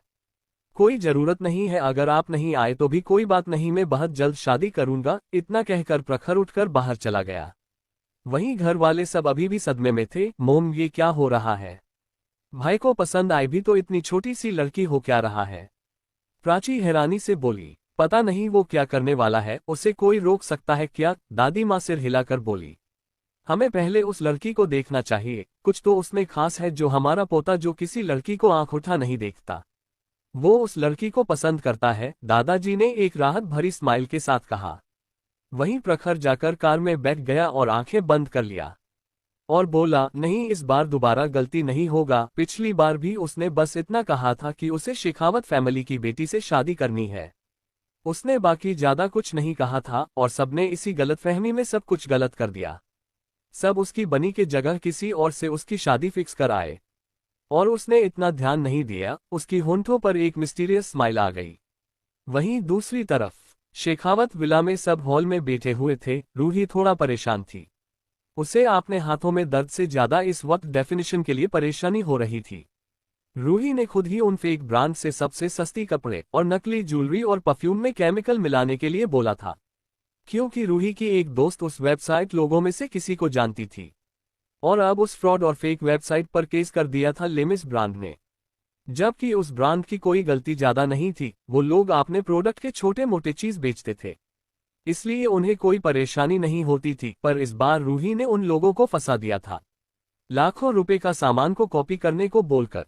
कॉपी की चीजें तो कई जगह मिलती थी, पर केस फाइल और डेफिनेशन के लिए लेमिस ने रूही की ऑर्डर किए ड्रेस की फोटो और ज्वेलरी और परफ्यूम की जांच रिपोर्ट को पब्लिसाइज कर दिया था, जो इस वेबसाइट के लिए एक बड़ा झटका था। ऊपर से 5 करोड़ का डेफिनेशन देना उनकी बस की बात नहीं थी, इसलिए वो सब लोग रूही को धमका रहे थे कि वो 5 करोड़ रुपए वो उन्हें देगी, वरना वो सच बता देंगे कि उसने जानबूझकर सब कुछ नकली कॉपी करने को कहा था। उस वेबसाइट की आज तक ऐसी बदनामी नहीं हुई थी। भले ही वो बस कॉपी करते थे, फिर भी लोग खुशी खुशी उन्हें पहनने के लिए ले जाते थे और सबको पता होता था ये नकली है, इसलिए वो बस अपने यूज के लिए ही लेते थे। पर रूही की वजह से वो इतने बड़े ब्रांड के निशाने पर आ गए थे, इसलिए वो सब उससे ही पैसा लेकर डेफिनेशन भरने वाले थे और रूही इस बात से परेशान थी। भले ही वो घर की प्रिंसेस थी, पर 5 करोड़ रुपए एक बहुत बड़ा अमाउंट था और इस वक्त उसके पास इतने पैसे नहीं थे। उसका सिर दर्द करने लगा था। अब उसे नियति पर गुस्सा आ रहा था और ज्यादा नफरत भी हो रही थी। इन सब का दोषी वो सिर्फ नियति को मान रही थी। नियति ने जानबूझकर ऐसा किया होगा, उसे प्रॉब्लम में फंसाने के लिए। अर्जित कुछ देख रहा था, तभी उसका फोन रिंग करने लगा। अर्जित ने जल्दी से फोन उठाया। उसकी होंठों पर एक बड़ी सी स्माइल थी। वहीं नियति जो जय से साथ बैठकर उसके लिए कैसा सूट और शूज डिजाइन चाहिए देख रही थी और एक एक करके जय को अलग अलग डिजाइन बनाकर दिखा रही थी। अर्जित को देखकर उसके चेहरे पर डेविल स्माइल आ गई। वो मन ही मन बोली, जितना हंसना है अभी हंस लो मिस्टर अर्जित, क्योंकि बहुत जल्दी आपकी इस मुस्कान की जगह आपके चेहरे पर सिर्फ उदासी होगी। चैप्टर 27 सारी प्रोजेक्ट छीन जाना 13वीं शोक सभा में भी ना आउन। अर्जित ने जल्दी से फोन उठाया। उसकी होंठों पर एक बड़ी सी स्माइल थी। वहीं नियति जो जय से साथ बैठकर उसके लिए कैसा सूट और शूज डिजाइन चाहिए देख रही थी और एक एक करके जय को अलग अलग डिजाइन बनाकर दिखा रही थी। अर्जित को देखकर उसकी चेहरे पर डेविल स्माइल आ गई। वो मन ही मन बोली, जितना हंसना है अभी हंस लो मिस्टर अर्जित, क्योंकि बहुत जल्दी आपकी इस मुस्कान की जगह आपके चेहरे पर सिर्फ उदासी होगी। अब आगे। नियति ने उससे अपनी नजरें हटा लिया। तभी अर्जित फोन में गुस्से से बोला, ये क्या बकवास कर रहे हो तुम, वो लोग ऐसा कैसे कर सकते हैं? मैंने इस पर 6 महीने मेहनत किया है, वो लोग कैसे मुझसे वो एक्टिंग प्रोजेक्ट छीन सकते हैं? और वो न्यू रिलीज होने वाली सॉन्ग, उसके लिए कैसे वो किसी और सिलेक्ट कर सकते हैं? अर्जित आपने मैनेजर से बात कर रहा था, उसे एक ब्रांड का स्पोक पसंद से भी हटा दिया गया था। ये सोच सोचकर उसे गुस्सा आ रहा था। उसने गुस्से से फोन पटक दिया। उसे इतने गुस्से में देखकर विपुल जी बोले, क्या हुआ, तुम इतने गुस्से में क्यों हो? उनकी बात सुनकर अर्जित अपना सिर पकड़ते हुए बोला, डैड मेरी 2 एक्टिंग प्रोजेक्ट छीन लिया गया है, और मेरा न्यू एल्बम जो रिलीज होने वाला था, उस राइटर ने और म्यूजिक कंपोजर ने भी मुझे गाना देने से मना कर दिया है, और मेरा एक इंटरनेशनल ब्रांड की स्पोक पसंद की जगह भी छीन ली गई थी। इन सब के लिए मैंने अभी तक 6 महीने की मेहनत किया है। उसकी बात सुनकर सब समझ गए कि अर्जित इतने गुस्से में क्यों है। ऑफकोर्स वो गुस्से में होगा, उसकी 6 महीने की मेहनत जो बर्बाद हो गई थी। सीखा की बोली, ये कैसे हो सकता है, बिना इन्फॉर्म किए वो लोग ऐसा कैसे कर सकते हैं? फिर विपुल जी को देखकर बोली, आपको इस बारे में खुद इंटरफियर करनी चाहिए। वो लोग कैसे हमारे बच्चे के साथ ऐसा कर सकते हैं? क्या ये सब किसी ने जानबूझकर किया है? विपुल जी ने सिर हिला दिया और बोले, इस इंडस्ट्री में सबके दुश्मन होते हैं। अर्जित भी बोला, हाँ, अगर कोई मुझे टारगेट कर रहा है तो उसका भी बैकग्राउंड स्ट्रोंग होगा, वरना मेरा बैकग्राउंड सबको पता है, उसके बाद कोई मुझे टारगेट कैसे कर सकता था? बाकी सब भी सहमत थे। सब अर्जित की उदासी देख रहे थे, पर उसके लिए कुछ भी नहीं कर पाएंगे ये जानते थे। अर्जित एक सेलिब्रिटी था, उसका इंडस्ट्री में दुश्मन होना आम बात थी। सबको अर्जित के लिए बुरा लग रहा था, क्योंकि सबको अर्जित का एक्टिंग और सिंगिंग के लिए पैशन के बारे में पता था। हाँ भाई, आपको और प्रोजेक्ट मिल जाएंगे, आपको चिंता करने की जरूरत नहीं है। आपको तो उन पर केस करना चाहिए, और आपको मीडिया में बताना चाहिए कि उन लोगों ने आपके साथ क्या किया। आपके इतने सारे फैंस हैं, वो सब आपके लिए जरूर आवाज उठाएंगे। रूही आपने भाई की हाथ पकड़कर बोली। उसे भी बुरा लग रहा था आपने भाई के लिए। उसकी भाई की वजह से उसे भी एक सेलिब्रिटी की तरह ट्रीट किया जाता था। चाहे वो कोई कॉन्सर्ट हो या एक्टर्स एक्ट्रेस की ऑटोग्राफ फोटो, उसे सब कुछ आसानी से मिल जाता था, जिसे लेकर वो हमेशा अपनी दोस्तों के सामने सुपीरियर फील करती थी, और उन्हें ऑटोग्राफ देकर उनके सामने शो ऑफ करने का मौका पाती थी। अर्जित ने प्यार से उसकी बालों को सहलाया और बोला, मैं ठीक हूं, जबकि दिल ही दिल में उसे गुस्सा और उदासी ने घेरा हुआ था। वहीं नियति ये सब मजे से एंजॉय कर रही थी। उसे उन सब की, खास करके अर्जित का उदासी से भरा चेहरा देखने में बड़ा मजा आ रहा था। तभी नेहा की नजर नियति पर पड़ी, जिसकी होंठों पर स्माइल थी। नियति, तुम हंस कैसे सकती हो, क्या तुम देख नहीं सकती भाई कितने उदास है? नेहा उदासी से बोली। तो नियति की स्माइल और भी बढ़ी ही गई। रूही मासूमियत से बोली, हाँ नियति, तुम्हें ऐसा नहीं करना चाहिए। अर्जित भाई कितने दुखी है इस टाइम, तुम उन्हें देखकर क्यों हंस रही हो? उसकी बात सुनकर नियति डेविल स्माइल करते हुए बोली, मैं हंसूं या नहीं ये मेरी मूड पर डिपेंड करता है, और इस वक्त मेरा मूड बहुत अच्छा है। मिस्टर अर्जित की शेखावत की उदासी देखकर तो मुझे खुशी ही होगी। नियति हाथ हिलाकर बोल रही थी, जैसे के रही हो ये भी कोई पूछने की बात है क्या? ऑफकोर्स मैं खुश हूं। सीखा जी थोड़े गुस्से से बोली, नियति, अर्जित तुम्हारा बड़ा भाई है, अगर तुम कंसर्न नहीं हो तो भी ठीक है, पर तुम ऐसे हंसकर अर्जित को और दुखी नहीं कर सकती। क्या तुम प्लीज ऐसी बातें करना बंद कर सकती हो? नहीं, और आपकी हिम्मत कैसे हुई फिर से इस बकवास के टुकड़े को मेरा भाई कहने की? ये मेरा कोई भाई नहीं है, ये बस तुम जैसी घटिया औरत का सौतेला बेटा है, और इसकी अपनी माँ भी तुम जैसी ही होगी, जिसने 2 घटिया बेटा और एक मनहूस बेटी को पैदा किया है। मैं फिर कह रही हूँ, मेरा एक ही भाई है, जय शेखावत, और कोई नहीं। ये दोनों बस आपके घटिया पति की पहली बीवी के बच्चे हैं, ये मेरे लिए कोई मायने नहीं रखते हैं। अगर ये सब मर गए तो मैं इनकी 13वीं की शोक सभा में भी ना आऊं। नियति, विपुल जी ने जोर से चिल्लाया और गुस्से से उस पर हाथ उठा दिया। उन्हें बहुत ज्यादा गुस्सा आ रहा था नियति के मुंह से अपने बच्चों के लिए ऐसी बातें सुनकर। तुम्हारी हिम्मत कैसे हुई आपने ही बड़े भाई बहन के बारे में ऐसे बोलने की? उनका हाथ नियति के गाल पर, तभी नियति ने उनकी हाथ को पकड़ लिया और जोर से झटक दिया। सब हैरानी से देख रहे थे। अमृत, अर्जित और रूही नेहा सब गुस्से में नियति को घूर रहे थे। सीखा जी भी गुस्से में थी। नीरज जी सरिता जी चुप थी, उन्हें यहाँ कुछ भी बोलना ठीक नहीं लगा। जय नियति के पीछे खड़ा था, दादाजी और दादी माँ भी चुप थे। उन्हें नियति की मौत वाली बात सुनकर थोड़ा बुरा तो लगा था, क्योंकि कुछ भी हो अमृत, अर्जित और रूही थे तो उनके घर के ही बच्चे। पर इन सब ने नियति के साथ जो किया था उसकी सजा ही उन्हें मिल रही थी। विपुल जी तो अपने हाथ को देखते रह गए, उनका हाथ थोड़ा कांप रहा था। क्या उन्होंने फिर से वही गलती दोहराया? उन्होंने गुस्से से नियति पर फिर से एक बार बचपन की तरह हाथ उठा दिया। नियति गुस्से से अपनी जगह से उठकर उन्हें उंगली दिखाकर बोली, मुझे छूने की कोशिश भी मत करना मिस्टर विपुल देखावत। मैं वो बचपन की नियति नहीं हूं जो कोई भी मारकर चला जाएगा। मैं एक दिन में पूरे अंपार को बर्बाद कर दूंगी। अब तक मैं चुप हूं क्योंकि सब कुछ मेरे दादाजी का है, वरना मैं जहां जाती हूं वहां तबाही के मंजर के अलावा मैं कुछ नहीं छोड़ती। इसलिए सोच समझकर मुझसे बात करना, और आपके ये तीनों बच्चे मेरे कोई नहीं लगते। ये सब आपकी पहली बीवी के बच्चे हैं, मुझे इनसे कोई लेना देना नहीं है। और मिस्टर विपुल शेखावत, आपको उठा दर्द क्यों हो रहा है जब मैंने कह दिया कि ये मर जाए? याद है जब मैं छोटी थी आपकी ड्रामेबाज मनहूस बेटी को खुद की गलती से चोट लग गई थी और उसने बोला कि मैंने उससे चोट पहुंचाया है। आपके छोटे बेटे ने बिना सोचे समझे मुझे ये कहा कि मैं घटिया लड़की हूं। अगर मैं मर जाती तो अच्छा होता, पर जब बाद में पता चला कि इसमें मेरी कोई गलती नहीं है, तब भी आपके प्यारे कुत्ते बेटे ने मुझसे माफी नहीं मांगा और ना ही किसी ने भी मिस्टर अर्जित को कुछ कहा। मिस्टर विपुल शेखावत, तब आपकी मुंह पर ताला क्यों लगा हुआ था? और अब जब मैं कह रही हूं कि ये आपके बच्चे मर जाए तो आपको वैसे ही चुप रहना चाहिए। जैसे आप गूंगे और बहरे हो, ना आपने कुछ सुना ना कुछ बोला। आपको ठीक वैसे ही रहना चाहिए, वो आपको ज्यादा सूट करता है। उसकी बात सुनकर अर्जित का सिर नीचे झुक गया। क्या अभी भी नियति ने उस बात को इतने सालों बाद याद रखा है? अमृत ने भी आंखें बंद कर लिया और गहरी सांस लिया। वो समझ गया था कि उन सब की इन छोटी छोटी बातों ने नियति के दिमाग में बहुत गहरा प्रभाव छोड़ा है।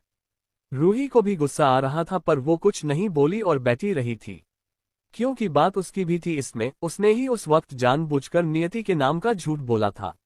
वहीं विपुल जी तो अपने हाथ को देख रहे थे। नियति की बातें उनकी दिल को झांझोड़ रही थी।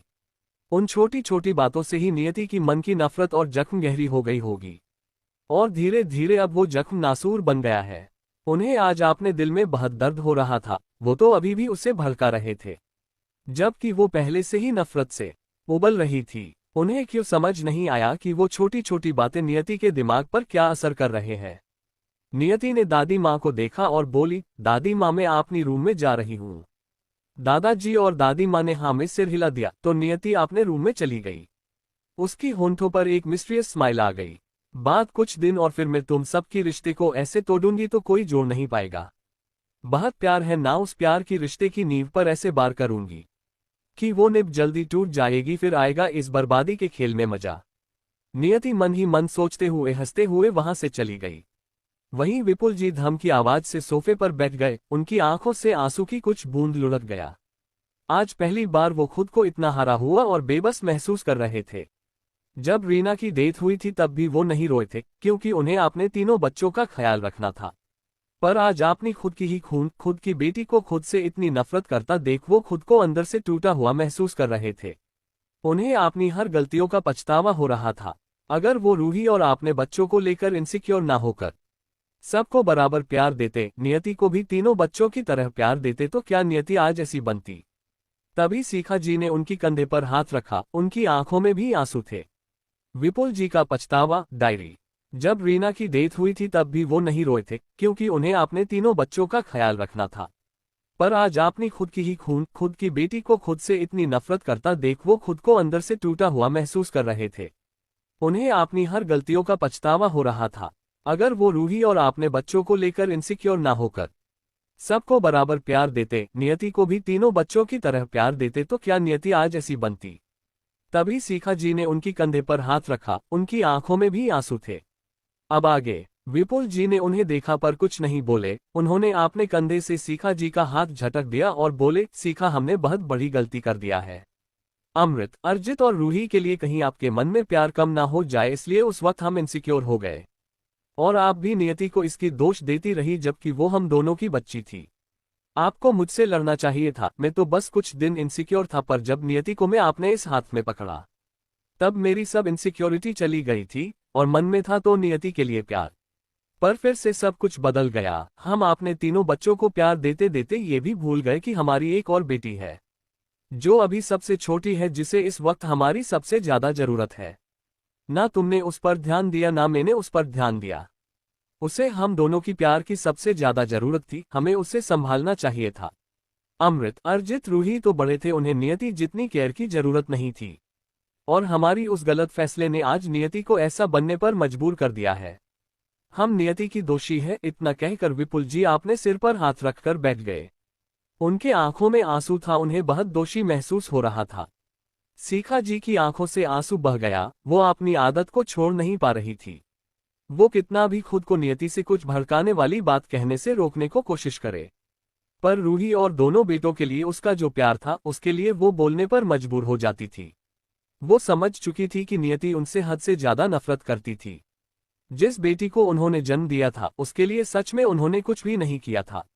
उसे मनहूस कहने की और दोष देने की अलावा उन्होंने कुछ नहीं कहा था। और आज उनकी बेटी उन्हें मरा हुआ देखना चाहती थी। उसने तो उनके लिए कब्र भी बना दिया था। वहीं रूही को बहुत गुस्सा आ रहा था। उसके डैड उस लड़की के बारे में इतना क्यों सोच रहे हैं? नियति के साथ जो भी हुआ था उसके हिसाब से बिल्कुल सही हुआ था। तो अब उसके डैड रिग्रेट क्यों कर रहे हैं? क्या उसके डैड को रिग्रेट हो रहा है कि उन्होंने नियति से ज्यादा उससे प्यार दिया? वो फिर से अपनी फैमिली को नियति की तरफ झुकने नहीं दे सकती थी। वहीं अमृत और अर्जित अपने डैड के बात के बारे में सोच रहे थे। जो उन्होंने कहा कुछ गलत नहीं कहा था। सच में तक नियति को मोम डैड की उनसे भी ज्यादा जरूरत थी, क्योंकि वो सबसे छोटी थी, इसलिए सबका प्यार उसे मिलना चाहिए था। पर उसे मिला तो क्या सिर्फ नफरत, जिस नफरत से आज वो भरी हुई है। तभी दादी माँ हंसते हुए बोली, अब पछताने से क्या फायदा? जब से वो बच्ची थी तुम सब में से किसी ने भी उसकी मासूम दिल को नहीं समझा। तुम दोनों माँ बाप होकर भी उसे संभालने से पीछे हट गए। तुम्हें तो सिर्फ आपने तीनों बच्चे दिखाई देते थे। तुम दोनों की वजह से मेरी बच्ची ने बहुत कुछ सहा है। जहां उसे लाड़ प्यार से बड़ा होना चाहिए था वहां वो अकेली बिना प्रोटेक्शन की बड़ी हुई। जब वो इस घर में थी एक भी दिन नहीं गया जिस दिन वो तुम सबके पीछे ना भागी हो। पर तुम सबने क्या किया? तुम सबने मेरी बच्ची को इग्नोर किया। और तुम दोनों माँ बाप कहलाने की भी लायक नहीं हो। आपने एक बेटी की खुशी के लिए तुमने अपनी दूसरी बेटी को किसी कचरे की तरह ट्रीट किया। और इस लड़की ने पता नहीं कितने झूठे इल्जाम लगाए होंगे मेरी बच्ची पर। और ये औरत तुम सच में माँ बनने की लायक नहीं है। भगवान तुम्हारी कोख को पूरा किया तुम्हें माँ बनने का सौभाग्य देकर, पर तुमने खुद उसे ठुकरा दिया। काश तुम सुनी कोख ही रह जाती। तुम जैसी माँ हो तो दुश्मन की क्या जरूरत? तुमने उसे हर वो पल सुनाया जब जब वो तुम्हारे पास आए। तुमने उसे मनहूस और ना जाने क्या क्या कहा। पर मेरी नियति सच कहती है, मनहूस वो नहीं, मनहूस ये लड़की है। उनकी बात सुनकर सीखा जी की आंखों से आंसू बहने लगे। जिसके पैदा होते ही ये सब शुरू हुआ, इसकी वजह से ही मेरी नियति मुझसे दूर रही। उन्होंने रूही को नफरत से देखते हुए उन्हें सच में रूही से नफरत होती थी। रूही पूरी तरह से चालबाजियों और बुराई से भरी हुई थी, जो उन्हें रीना की याद दिलाती थी, जिस वजह से उनकी नफरत और बढ़ जाती थी। वहीं अपनी दादी माँ की बात सुनकर रूही रोने लगी। उसे सच में इस बार बुरा लग रहा था। माँ, ये सब हमारी गलती है, आप रूही को क्यों बोल रही हो? मैं ही थी जो नियति को हमेशा बुरा भला कहती थी। सीखा जी रोते हुए बोली, मैं सच में बुरी माँ हूँ, मुझे सभी बच्चों पर समान ध्यान देना चाहिए था। तभी रूही रोते हुए बोली, मोम डैड आप मत रोइए, ये सब कुछ मेरी गलती है। अगर मैं नहीं होती तो ये सब होता ही नहीं। मेरी वजह से नियति नेग्लेक्ट हुई, क्योंकि मोम डैड मुझे थोड़ा ज्यादा प्यार करते थे। और अगर उस दिन में मर जाती तो ही अच्छा होता, कम से कम नियति आप सबसे नफरत तो नहीं करती। वो सिस्क सिस्क कर रो रही थी, पर इससे सिर्फ सीखा जी और अमृत अर्जित को फर्क पड़ा। विपुल जी ने उसे शांत करवाने के लिए कुछ नहीं कहा। खुद को ब्लेम मत करो, इसके लिए हम सब जिम्मेदार हैं। हम बस आपने प्यार की दोनों हिस्से को तुम्हें दे दिया, जिसे हमें नियति को भी देना चाहिए था। अमृत और अर्जित बोले। सीखा जी ने भी उसकी सिर पर हाथ रख दिया, पर उनका कुछ भी बोलने का मन नहीं कर रहा था।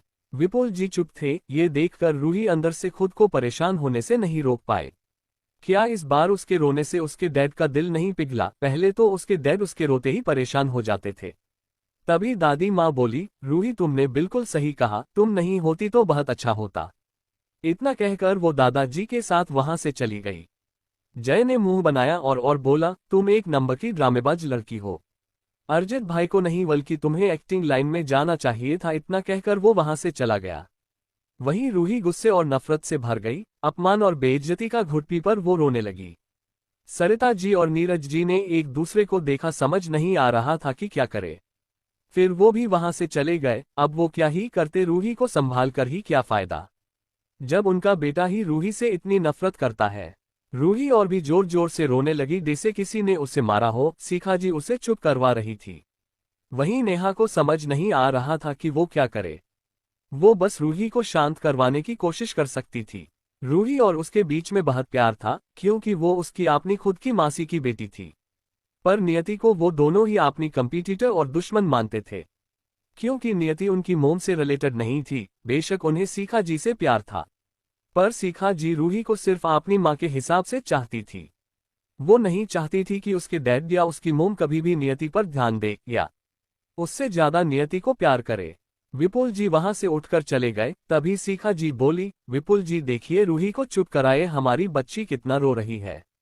विपुल जी ने बिना पीछे मुड़े ही कहा, उसे संभालने के आप सब तो उसके पास ही है ना, पर नियति को संभालने के लिए उस वक्त हम में से कोई नहीं था।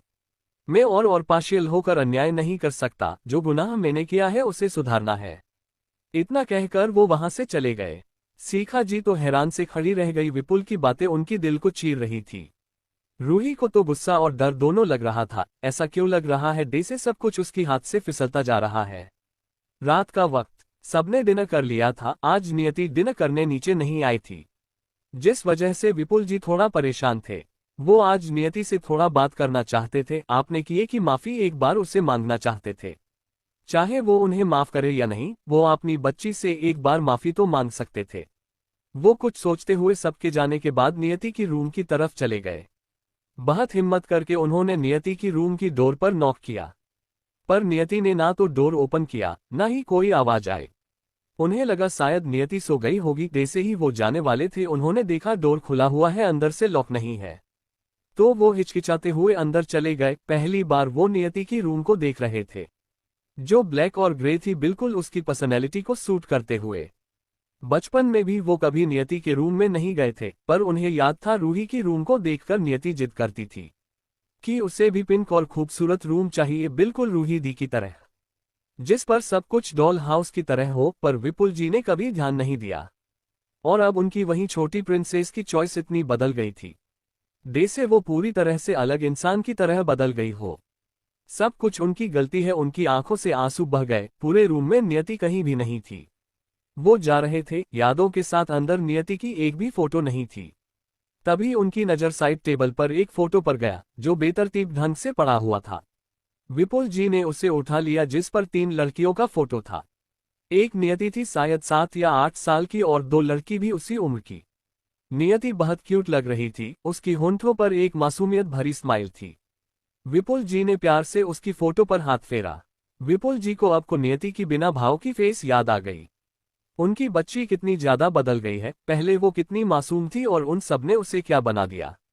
उन्होंने उस फोटो को वहीं पर रख दिया। तभी उनकी हाथ लगकर एक छोटी सी डायरी नीचे गिर गई। विपुल जी ने उस डायरी को उठा लिया। ना चाहते हुए भी उन्होंने उसे खोला, उसे पढ़ने के लिए। दूसरी पेज पर टेडी मेडी हैंडराइटिंग में नियति की दिल की बातें लिखा हुआ था। वो समझ गए ये नियति की हैंडराइटिंग है। बचपन में नियति बहुत ब्रिलियंट थी। वो 3 साल से ही हार्ड वर्ड भी लिख सकती थी। उन्होंने तीसरा पेज पलटा, जहां पर लिखा हुआ था, आज नियति की बर्थडे है, पर डैड, मोम, भाई, दीदी किसी ने भी मुझे बर्थडे विश नहीं किया। मैं सबसे कट्टी हूं। फिर उसमें कुछ आंसू की बूंदें थी जो सूख गई थी, बस उसके निशान रह गए थे।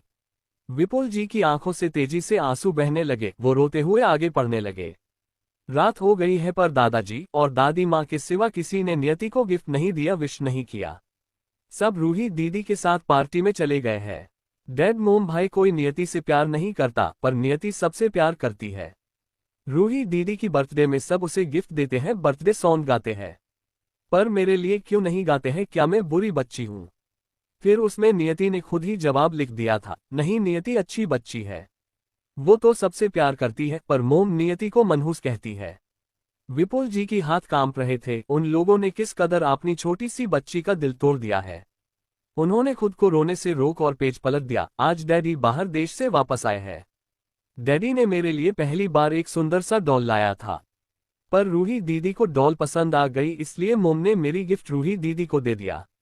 नियति बहुत उदास है। नियति फिर से डैडी से कल डॉल मांगेगी। विपुल जी ने अब अपने आंसू रोक नहीं पाया और रोने लगे। फिर दूसरे पेज में लिखा हुआ था, आज मैंने डैडी से डॉल मांगा पर डैडी ने मुझसे बात नहीं किया। क्या डैडी नियति से नाराज है? क्या डैडी नियति के लिए अब डॉल नहीं लाएंगे? ये लाइन पढ़कर विपुल जी को नियति की बचपन की बातें याद आने लगी। चैप्टर 29 नियति की पास्ट, विपुल जी का पछतावा। डैडी ने मेरे लिए पहली बार एक सुंदर सा डॉल लाया था, पर रूही दीदी को डॉल पसंद आ गई, इसलिए मोम ने मेरी गिफ्ट रूही दीदी को दे दिया। नियति बहुत उदास है। नियति फिर से डैडी से कल डॉल मांगेगी। विपुल जी ने अब अपने आंसू रोक नहीं पाया और रोने लगे। फिर दूसरे पेज में लिखा हुआ था, आज मैंने डैडी से डॉल मांगा पर डैडी ने मुझसे बात नहीं किया। क्या डैडी नियति से नाराज है? क्या डैडी नियति के लिए अब डॉल नहीं लाएंगे? अब आगे ये लाइन पढ़कर विपुल जी को नियति की बचपन की बातें याद आने लगी। जब वो लंदन से वापस आए थे, उसके दूसरे दिन वो एक बिजनेस मीटिंग के लिए जा रहे थे। तभी नियति उनके पास आई थी और उनके सामने खड़ी हो गई थी, जिस वजह से उन्हें थोड़ा गुस्सा आ गया था, क्योंकि उन्हें मीटिंग के लिए लेट हो रहा था। तब जब नियति ने बोला कि डैड मुझे कल जैसा एक डॉल चाहिए, जैसा आप मेरे लिए कल ले थे, तो विपुल जी और भी इरिटेट हो गए, क्योंकि उन्होंने रूही के लिए दो और नियति के लिए एक डॉल लिया था। उन्हें लगा नियति को जलन ही रही है कि वो रूही के लिए दो डॉल ले है, इसलिए नियति को अब दो डॉल चाहिए। वो इरिटेट होकर वहां से चले गए थे। उन्हें नियति की बातें सुनने का कोई शौक नहीं था। अब भी उन्हें याद था कि नियति उन्हें कैसे अपनी आंखों में उम्मीद लिए हुए देख रही थी। अब उन्हें समझ आ रहा था कि नियति को जलन नहीं हो रही थी, बल्कि नियति भी एक डॉल चाहती थी, क्योंकि उसकी डॉल को रूही को दे दिया गया था। उनकी आंखों से झरझर आंसू बह रहे थे। उन्हें रूही और शिखा जी पर भी गुस्सा आ रहा था। जब वो रूही के लिए दो डॉल लेकर आए थे, फिर रूही ने नियति की डॉल को क्यों लिया और शिखा जी ने ऐसा कैसे होने दिया? क्यों उन्हें इस बारे में कुछ भी क्यों नहीं पता? क्यों उन्होंने कभी इन सभी चीजों पर ध्यान नहीं दिया? वो वहीं बेड से टिककर बैठ गए और दूसरे पेज पलट दिया। आज अर्जित भाई का बर्थडे है। मैं उनके लिए एक स्टार बॉक्स बनाने जा रही हूँ। मैं अर्जित भाई को ये गिफ्ट दूंगी, वो बहुत खुश हो जाएंगे। फिर अर्जित भाई मुझे भी रूही दीदी की तरह प्यार करेंगे। ये पढ़कर विपुल जी की होंठों पर छोटी सी स्माइल आ गई और उनकी आंखों में उदासी आ गई। तब नियति बस सबका प्यार चाहती थी, जो कोई भी नहीं दे पाया। अर्जित और बाकी सब से भी तब नियति प्यार करती थी, पर उन लोगों ने भी उसे वो प्यार नहीं दिया, जिस वजह से उसकी नफरत बढ़ती चली गई। दूसरे पेज पर नियति की आंसू थे। मैंने भाई को इतनी मेहनत से स्टार बनाकर गिफ्ट किया, पर भाई ने उसे नहीं लिया, क्योंकि मेरा गिफ्ट उन्हें पसंद नहीं आया। भाई ने बाकी सबसे गिफ्ट लिया, पर मेरी गिफ्ट को उन्होंने नहीं लिया। नियति के पास तो पैसे ही नहीं है, नियति तो बच्ची है ना, इसलिए नियति गिफ्ट खरीदने नहीं गई। क्या इसलिए अर्जित भाई को नियति का गिफ्ट पसंद नहीं आया? उसे पढ़कर विपुल जी का दिल टूट रहा था। उनकी बच्ची ने पूरे एक दिन मेहनत करके स्टार बॉक्स बनाया था, जिसका अंदाजा शायद किसी को नहीं था।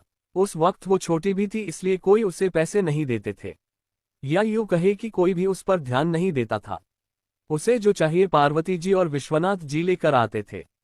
उन्हें याद था अर्जित का बर्थडे, जब नियति ने उसे एक बॉक्स में बहुत सारा स्टार बना कर दिया था, जो बहुत खूबसूरत लग रहा था।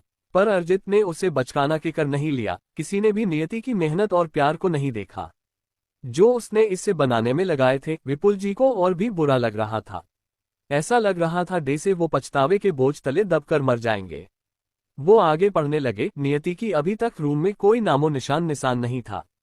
आज सब पार्टी में गए हैं। दादाजी की तबीयत खराब हो गई है, पर यहाँ नियति के सिवा कोई नहीं था। नियति को डर लग रहा है। दादी माँ भी नहीं है। रामू काका और मैं दादाजी को हॉस्पिटल ले आए हैं। कान्हा जी, मेरे दादाजी को जल्दी ठीक कर देना, क्योंकि दादाजी और दादी माँ नियति से बहुत प्यार करते हैं। वो सबसे बेस्ट है, इसलिए आपको उन्हें पनिशमेंट नहीं देनी चाहिए। उसके कुछ दिन का पेज खाली था। विपुल जी समझ गए कि नियति दादाजी की हेल्थ की वजह से दुखी होकर डायरी नहीं लिखती थी शायद। उसके बाद जून 21 पर लिखा गया था, आज मोम और डैड का बर्थडे है। आज सब खुश है और सरप्राइज प्लान कर रहे हैं। नियति को भी कुछ गिफ्ट देना चाहिए, पर नियति के पास तो पैसा नहीं है। और दादाजी भी घर नहीं है, दादी माँ भी दादाजी के पास हॉस्पिटल में है। मैं किससे पैसे मांगू? हाँ, दादी माँ ने कहा था जब भी जरूरत पड़े उनकी ड्रॉ में मेरे लिए पैसा है, मैं उसमें ले लूंगी। और डैड और मोम के लिए गिफ्ट ले आऊंगी तो डैड और मोम किस हो जाएंगे। वो नियति को भी फिर प्यार करेंगे। ये पढ़कर विपुल जी का दिल दहल गया। उस दिन की बात उन्हें आज भी याद था, उनका दिल मानो बाहर आने को था। क्योंकि उस दिन रूही ने सबको ये बताया था कि नियति ने दादी माँ की कमरे से पैसा चुराया, जिस वजह से सीखा जी ने नियति को थापड़ मारा था और उसकी कमरे में बंद कर दिया था। विपुल जी भी गुस्से में थे कि इतनी छोटी सी बच्ची ने चोरी करना सीख लिया है, इसलिए उन्होंने ने सीखा को उससे मारने से नहीं रोका। उन्होंने नियति की बात ही नहीं सुना और न ही अपनी माँ को फोन करके पूछने की जहमत उठाया कि क्या नियति के लिए उन्होंने वहां पर पैसा रखा था या नहीं। डैड मोम सब गंदे हैं, सब बुरे हैं, किसी ने भी नियति की बात नहीं सुनी। नियति को रूम में बंद करके सब पार्टी में चले गए। नियति को भूख लगी है, नियति ने सुबह से कुछ नहीं खाया है।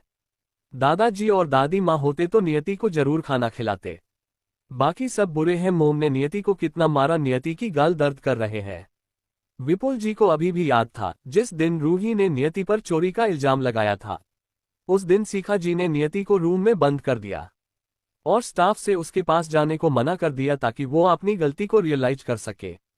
पर विपुल जी को समझ आ रहा था कि नियति को नहीं बल्कि उन्हें अपनी गलती का रियलाइज करना चाहिए था, क्योंकि सबसे बड़े मूर्ख और बेवकूफ तो वो खुद थे, जो बिना कुछ जाने बिना कुछ समझे उन्होंने 4 साल की बच्ची को इतनी बड़ी सजा दे दिया और वहां पार्टी मनाने के लिए खुशी खुशी चले गए। क्या माँ बाप है वो? नियति सही कहती है, उनके जैसे माँ बाप कहलाने के लायक नहीं है। उनके होने से अच्छा कि बच्चा अनाथ हो, कम से कम उसे प्यार की उम्मीद तो नहीं रहेगी।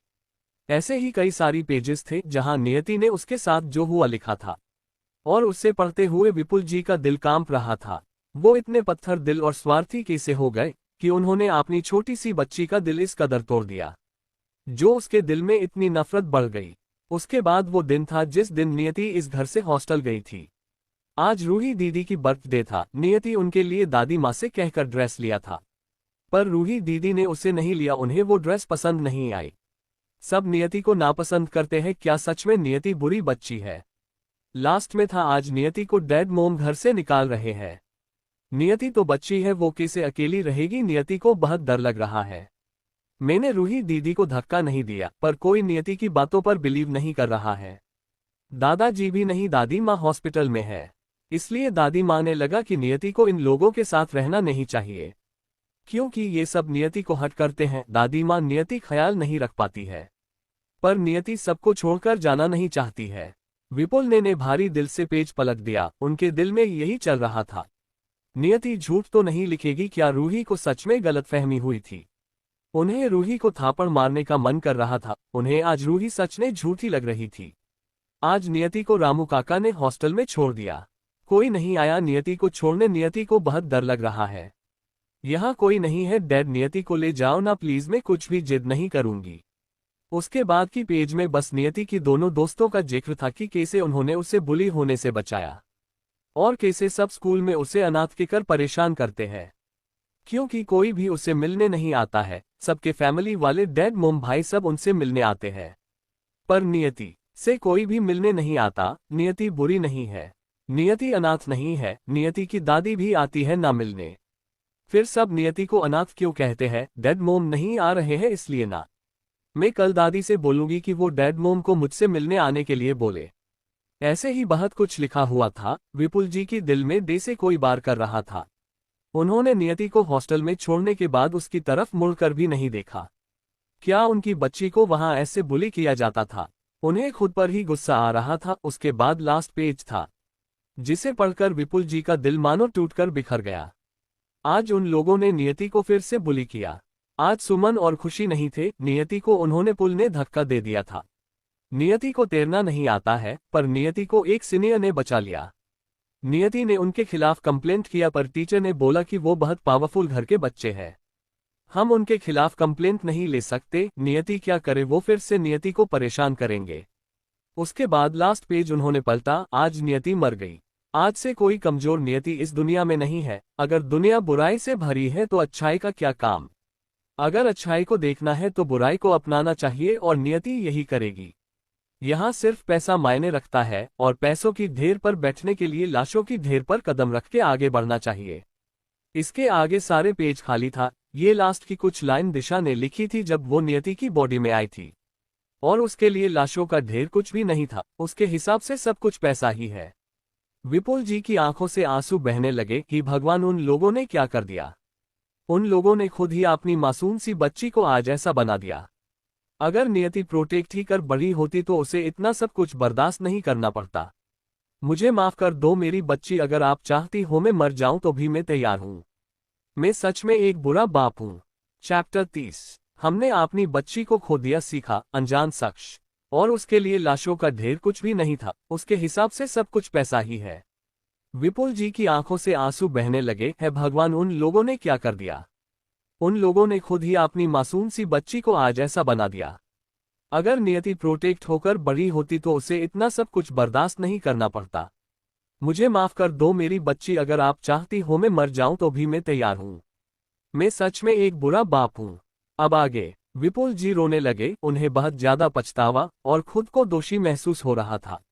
वो इतने स्वार्थी और बुरा कैसे हो गए, उन्हें कैसे अपनी छोटी सी बच्ची की मासूमियत नजर नहीं आया। उन्हें खुद पर गुस्सा आ रहा था, इसके लिए वो खुद ही जिम्मेदार थे। उन्होंने खुद ही अपनी मासूम बच्ची की मासूमियत को छीन लिया।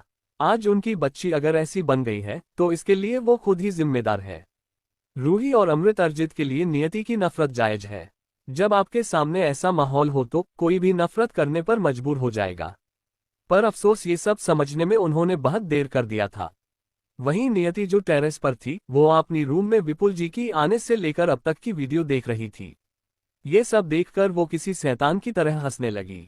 चू चू चू मिस्टर विपुल शेखावत, आप जितना अफसोस करेंगे उतना ही अच्छा है। पर यह काफी नहीं है, क्योंकि वो नियति कभी वापस नहीं आएगी और उसकी मौत की जिम्मेदार सिर्फ आप लोग हैं।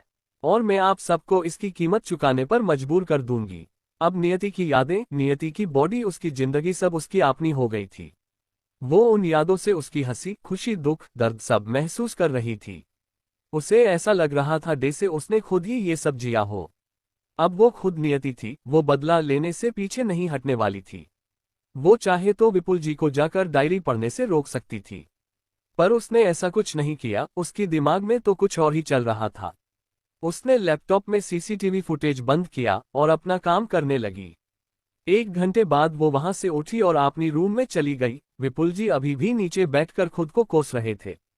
तभी उन्हें कदमों की आवाज आने लगी। विपुल जी ने नजर उठाकर सामने देखा तो नियति रूम में आ रही थी। उन्हें अभी भी आपने रूम में देख कर नियति की भौहें सिकुड़ गई।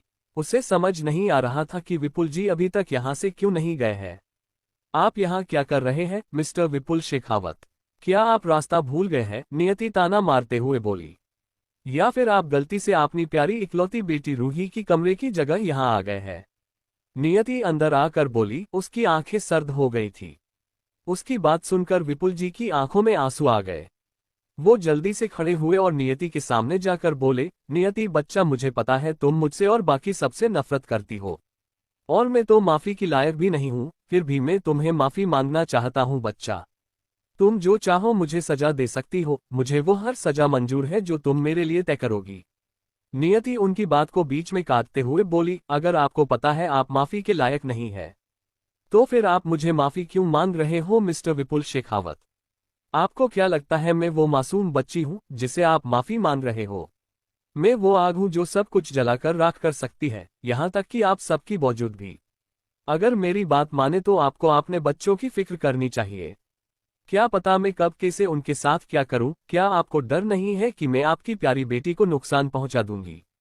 वह जरूर आपको ये डर है कि मैं आपकी प्यारी इकलौती बेटी को चोट पहुंचा दूंगी, इसलिए आप यहां आकर मुझसे ये माफी मांगने का नाटक कर रहे हैं, है ना? पर आपका ये माफी मांगना किसी काम का नहीं है, नियति हंसते हुए बोली। नहीं बच्चा, तुम मुझे गलत समझ रही हो, मैंने ऐसा कुछ नहीं सोचा है। और रूही मेरी इकलौती बेटी नहीं है, तुम भी मेरी बेटी हो। विपुल जी नियति को समझाने की कोशिश करते हुए बोले। नहीं, मुझे आपकी बेटी बनने का कोई शौक नहीं है मिस्टर विपुल शेखावत, क्योंकि मुझे तुम सबसे नफरत है। नियति टेडी स्माइल करते हुए बोली। जहां तक मुझे पता है इस रूम को मेरी दादी माँ ने मेरे लिए तैयार किया है।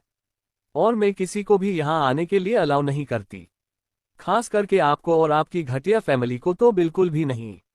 इसलिए आप अभी जा सकते हैं और दोबारा मेरी बिना परमिशन के मेरी रूम में एंटर करने की कोशिश भी मत कीजिएगा। विपुल जी की आंखों में आंसू था। वो बहुत कुछ कहना चाहते थे, बहुत कुछ पूछना चाहते थे, माफी मांगना चाहते थे, पर वो जानते थे कि नियति उनकी बात नहीं सुनने वाली थी। वो भारी कदमों से रूम से बाहर चले गए। वो कैसे नियति से माफी मांगे, बस वही सोच रहे थे।